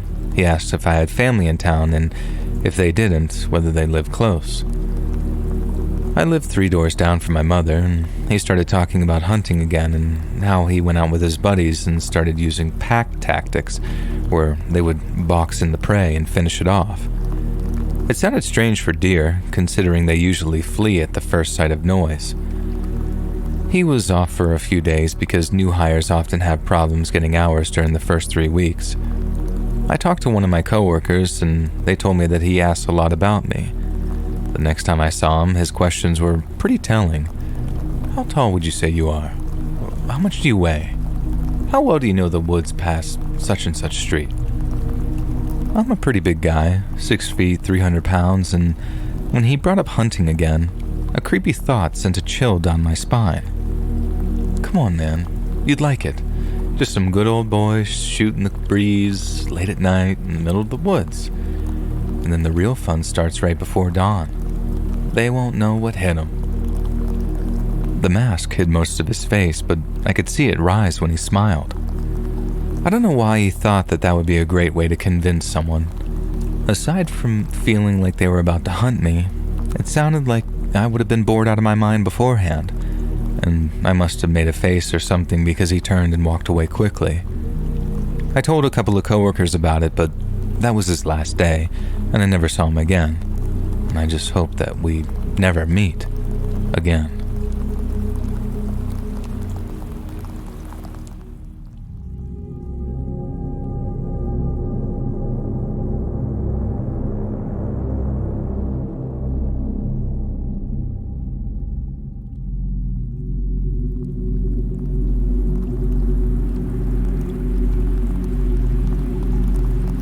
So for context, my mom took a job years ago at a local laundromat because we knew the owner and needed extra money. I was around 10 when she got the job, and she allowed me to come with her because she would give me a little allowance for helping her do small tasks. I ended up going with her every night for years, and as I got older, I mainly went to make sure that my mom was safe because I was worried about her. We regularly dealt with angry customers refusing to leave, most of which were drunk or high, and we had to call the police a few times. My mom was always worried about me tagging along, but I insisted, and to this day I still can't say I regret it. A lot of good came out of it, mainly the work experience, and that made up for how intense it could be. I have a lot of interesting stories from that time, but this one takes the cake for the most horrifying, and it took place when I was about 12. Being the young and dumb kid that I was, I designated myself the job of chasing people off when it was closing time. We would have people parking behind the building pretty regularly, so I would walk to the side of the building and start yelling that they were now trespassing, and I'd call the cops if they didn't leave. I felt that this is important to bring up because I now realize that I let any shady person hanging around the building at night know of my presence, and that's a dangerous thing to do when you're a 12-year-old girl. I was blissfully unaware that anything could happen to me until one night when we showed up to find that the door lock had been broken. My mom had unlocked the building that morning, so it wasn't like this was a break-in attempt since it had been unlocked all day. We were a bit shaken up, but my mom texted her boss to let him know about it and just told me to tell her if I saw anyone pull up. About 30 minutes after, I finished my few tasks and sat down to draw in my sketchbook. I had barely been sat down for a few minutes when I heard the door swing open, which startled me because normally people just knock when they see the very obvious closed sign. My mom noticed it too and yelled out that we were closed. I heard an older man's voice respond, explaining that he had just come in to use our drink machine. We normally let people in to use our snack and drink machines, so my mom told him that he had a few minutes and went back to the closet to grab something. I was sat at about 7 feet away from the drink machine, so I heard him walk up, but didn't really pay much attention to him. I continued to draw until I started getting the feeling that someone was watching me, and realized that I didn't hear this guy put any money into the drink machine. I nervously glanced to my left and saw a tall man in his mid-60s staring right at me with this very big smile on his face. I jumped a little, but forced an awkward smile back at him and directed my attention back to drawing. As soon as I did this, I heard what sounded like shuffling, and when I looked over again, and he was closer, I didn't know what to do, so I tried to just not look at him. But every time I would look away, he would shuffle closer. His body was still facing the drink machine, but his neck was craned in my direction, and he wouldn't stop smiling and staring. I began shaking, panicking, and my eyes were darting back and forth between him and the closet door while I tried to plan a fast escape. I went to reach for my knife in my bag because I couldn't even imagine this man's intentions, and quickly realized that it was not there. I had left my knife at home when I needed it the most, and I was petrified. I decided to just stare back at him, despite being terrified, trembling violently, and after what felt like an eternity, he suddenly broke eye contact and yelled to my mom to have a good night before turning around and walking out. Relief hit me instantly, and I tried to calm myself down after what had just happened. I thought I was finally safe and started to get up to splash some water on my face when I saw him sit down on the bench outside. Panic and dread hit me like a brick, and I sprinted into the closet to hide. I filled my mom in on everything, and she told me to run to the car and she'd get between me and him and pepper spray him if needed. I did as she told me and ran to the car, and as I passed him, he stood up and began walking toward the car. My mom yelled at him to get away from her car, and his reaction was to try to calmly start a conversation about the make and model of her car while staring right at me. She ignored him, hopped in the car, locked us in, and started backing up as quickly as possible. I ducked down in my seat, but could still see him standing there, and I know that he could see me because I watched as he lifted his hand and waved me goodbye before walking around to the back of the building and disappearing into the darkness. I felt sick. I couldn't sleep that night, and I never dared set foot anywhere near the back of the building again, so I guess that was a lesson learned.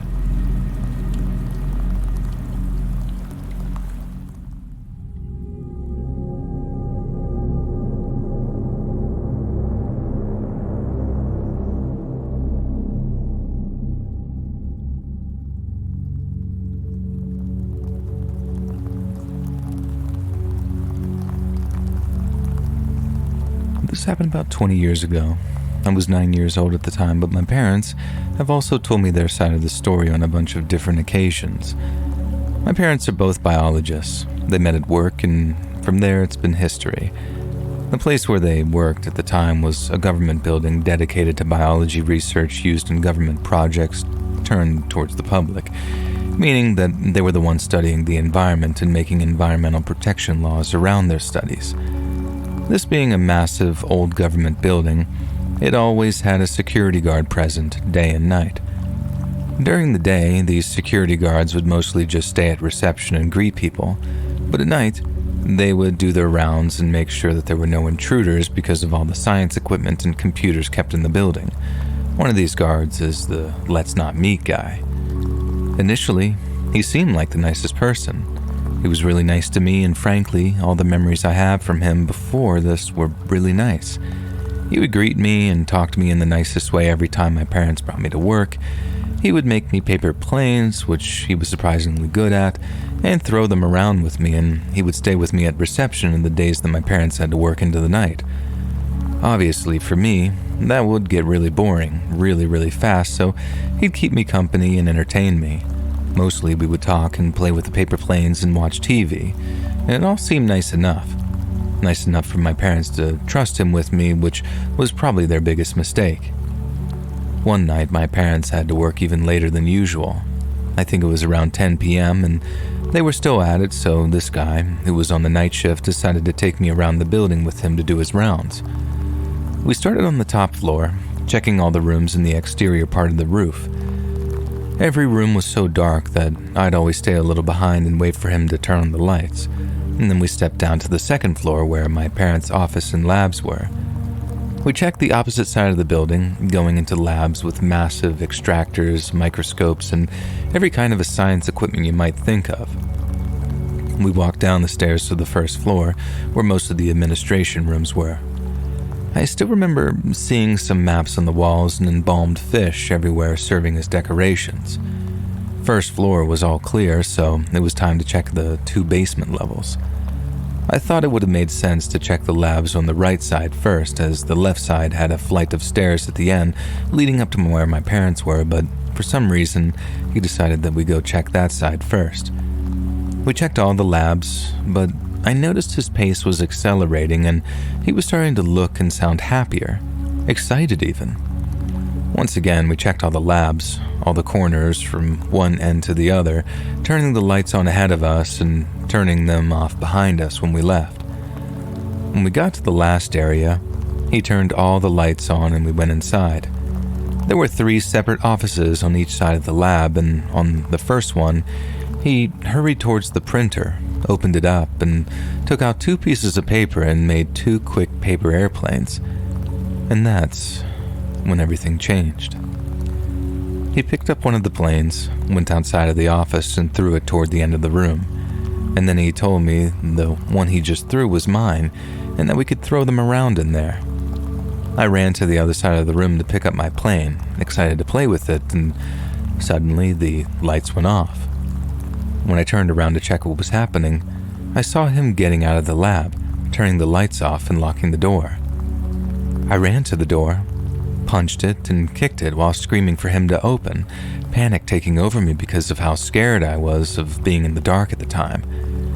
And through the glass in the door, I could see him scurrying away in the corridors, turning the lights off as he went and disappearing after turning a corner. I'm pretty sure that everything I felt and every shadow and creepy monster I saw in there while waiting was part of my imagination because of how scared I was. I balled up against a corner and could see shadows moving around me in the dark. I could only cry. lost without knowing what was happening and why he was doing that. My parents finished work eventually, and when they did, they packed up their things and made their way to the lobby to pick me up and go home. When they got there, the security guard was at reception, but I was nowhere to be found.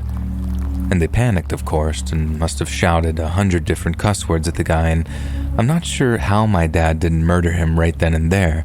But when they first asked the guy where the hell I was and what he had done with me, he simply said that he had gone to do the rounds with me and that I must have gotten lost somewhere. This is a building that would take you about an hour and a half to check from top to bottom, even if you're rushing, so must have gotten lost somewhere is not exactly helpful. They looked for hours without finding me. It was only when I saw a light far at the end of the corridors leading to the lab I was in that I got the courage to stand up, rush to the door, and start punching it as hard as I could. They finally found me there and made the guard unlock the door and get me out. I don't really remember sleeping that night, and if I did, it must have been out of exhaustion, but I know I made my mom stay in the bedroom with me that entire night. Of course, my parents made a complaint against the guard, and when they did, and the guy started being investigated, he was fired and arrested. Not because of locking me away where he probably hoped no one would find me, but because he had been partnering up with other criminals to steal computers and equipment from the building to sell it in some shady market along with information in the hard drives and make money off of that. But then, he had stolen a lot of old computers without anyone realizing, and who knows what his plans were for me that night. I'm not convinced that locking a crying child in the middle of the darkness, hidden away in some room, is exactly the most normal behavior if you're not trying to hide them and come get them later when everyone has left and sell them as part of your product.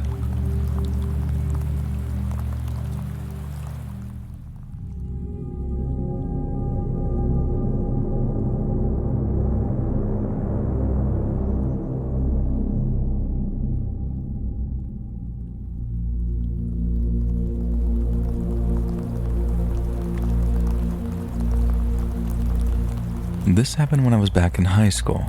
It was a Wednesday night, and usually on Wednesdays, I would have youth group at my church, and my mom would have date night with her mom where they'd go play cards, watch TV together, etc.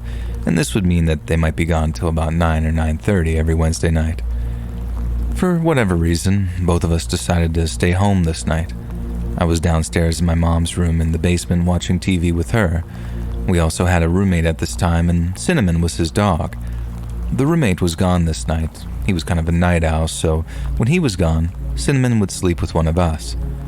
I slept on a full-sized futon frame at this time, so even though it was a tight fit for myself and a big old pit bull, I always took the opportunity to have her sleep with me. She was, and still is, a great dog.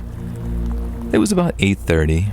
Keep in mind, we usually wouldn't be home at this time, and our roommate was not home either, and I decided to head to bed. The way our house was set up was you'd go up a set of stairs, hit a landing, and then go up another set of stairs, and you'd be looking through the kitchen and living room, and you could see the front door. So Cinnamon and I are walking up the stairs to my room when we hit the landing. As soon as we do, Cinnamon barks a loud bark and books it up the other flight of stairs. I look up and see her booking it through the kitchen, and as I do, our front door bursts open, swings wide, and hits the wall. And I see a man in all black, with his hood up and black gloves on, running out the door frame, through our porch and entryway, down our front steps and away on the sidewalk. Cinnamon stood barking at our screen door to our porch. It was a fast, loud, shocking event. And it was winter, and pitch black, so I didn't see much else because it was dark and it happened so fast. But I ran over and slammed the front door and locked the deadbolt, and then took Cinnamon and went to my room and locked my bedroom door. I called my mom and told her what happened from upstairs, and she told me to lock the door and stay in my room. That night I didn't sleep much. I was keeping an eye out for any noise or footsteps outside my window, and I swore I heard some things, but ultimately nothing else happened. I spent the night snuggled up to Cinnamon, thanking her for protecting me and being a scary pit bull, even though she was always so gentle, and I'll never forget that.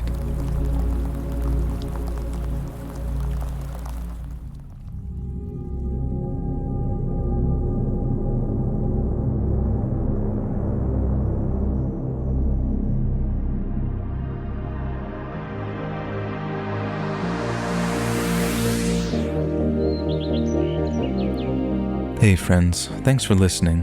Click that notification bell to be alerted of all future narrations. I release new videos every Monday and Thursday at 9 p.m. EST, and there are super fun live streams every Sunday and Wednesday nights. If you got a story, be sure to submit them over to my email at letsreadsubmissions@gmail.com, and you might even hear your story featured on the next video. And if you want to support me even more, grab early access to all future narrations and bonus content over on Patreon, or click that big join button to hear about the extra perks offered for members of the channel. And check out the Let's Read podcast, where you can hear all of these stories in big compilations located anywhere you listen to podcasts. All links in the description below. Thanks so much, friends. And remember, don't talk to the police, ever.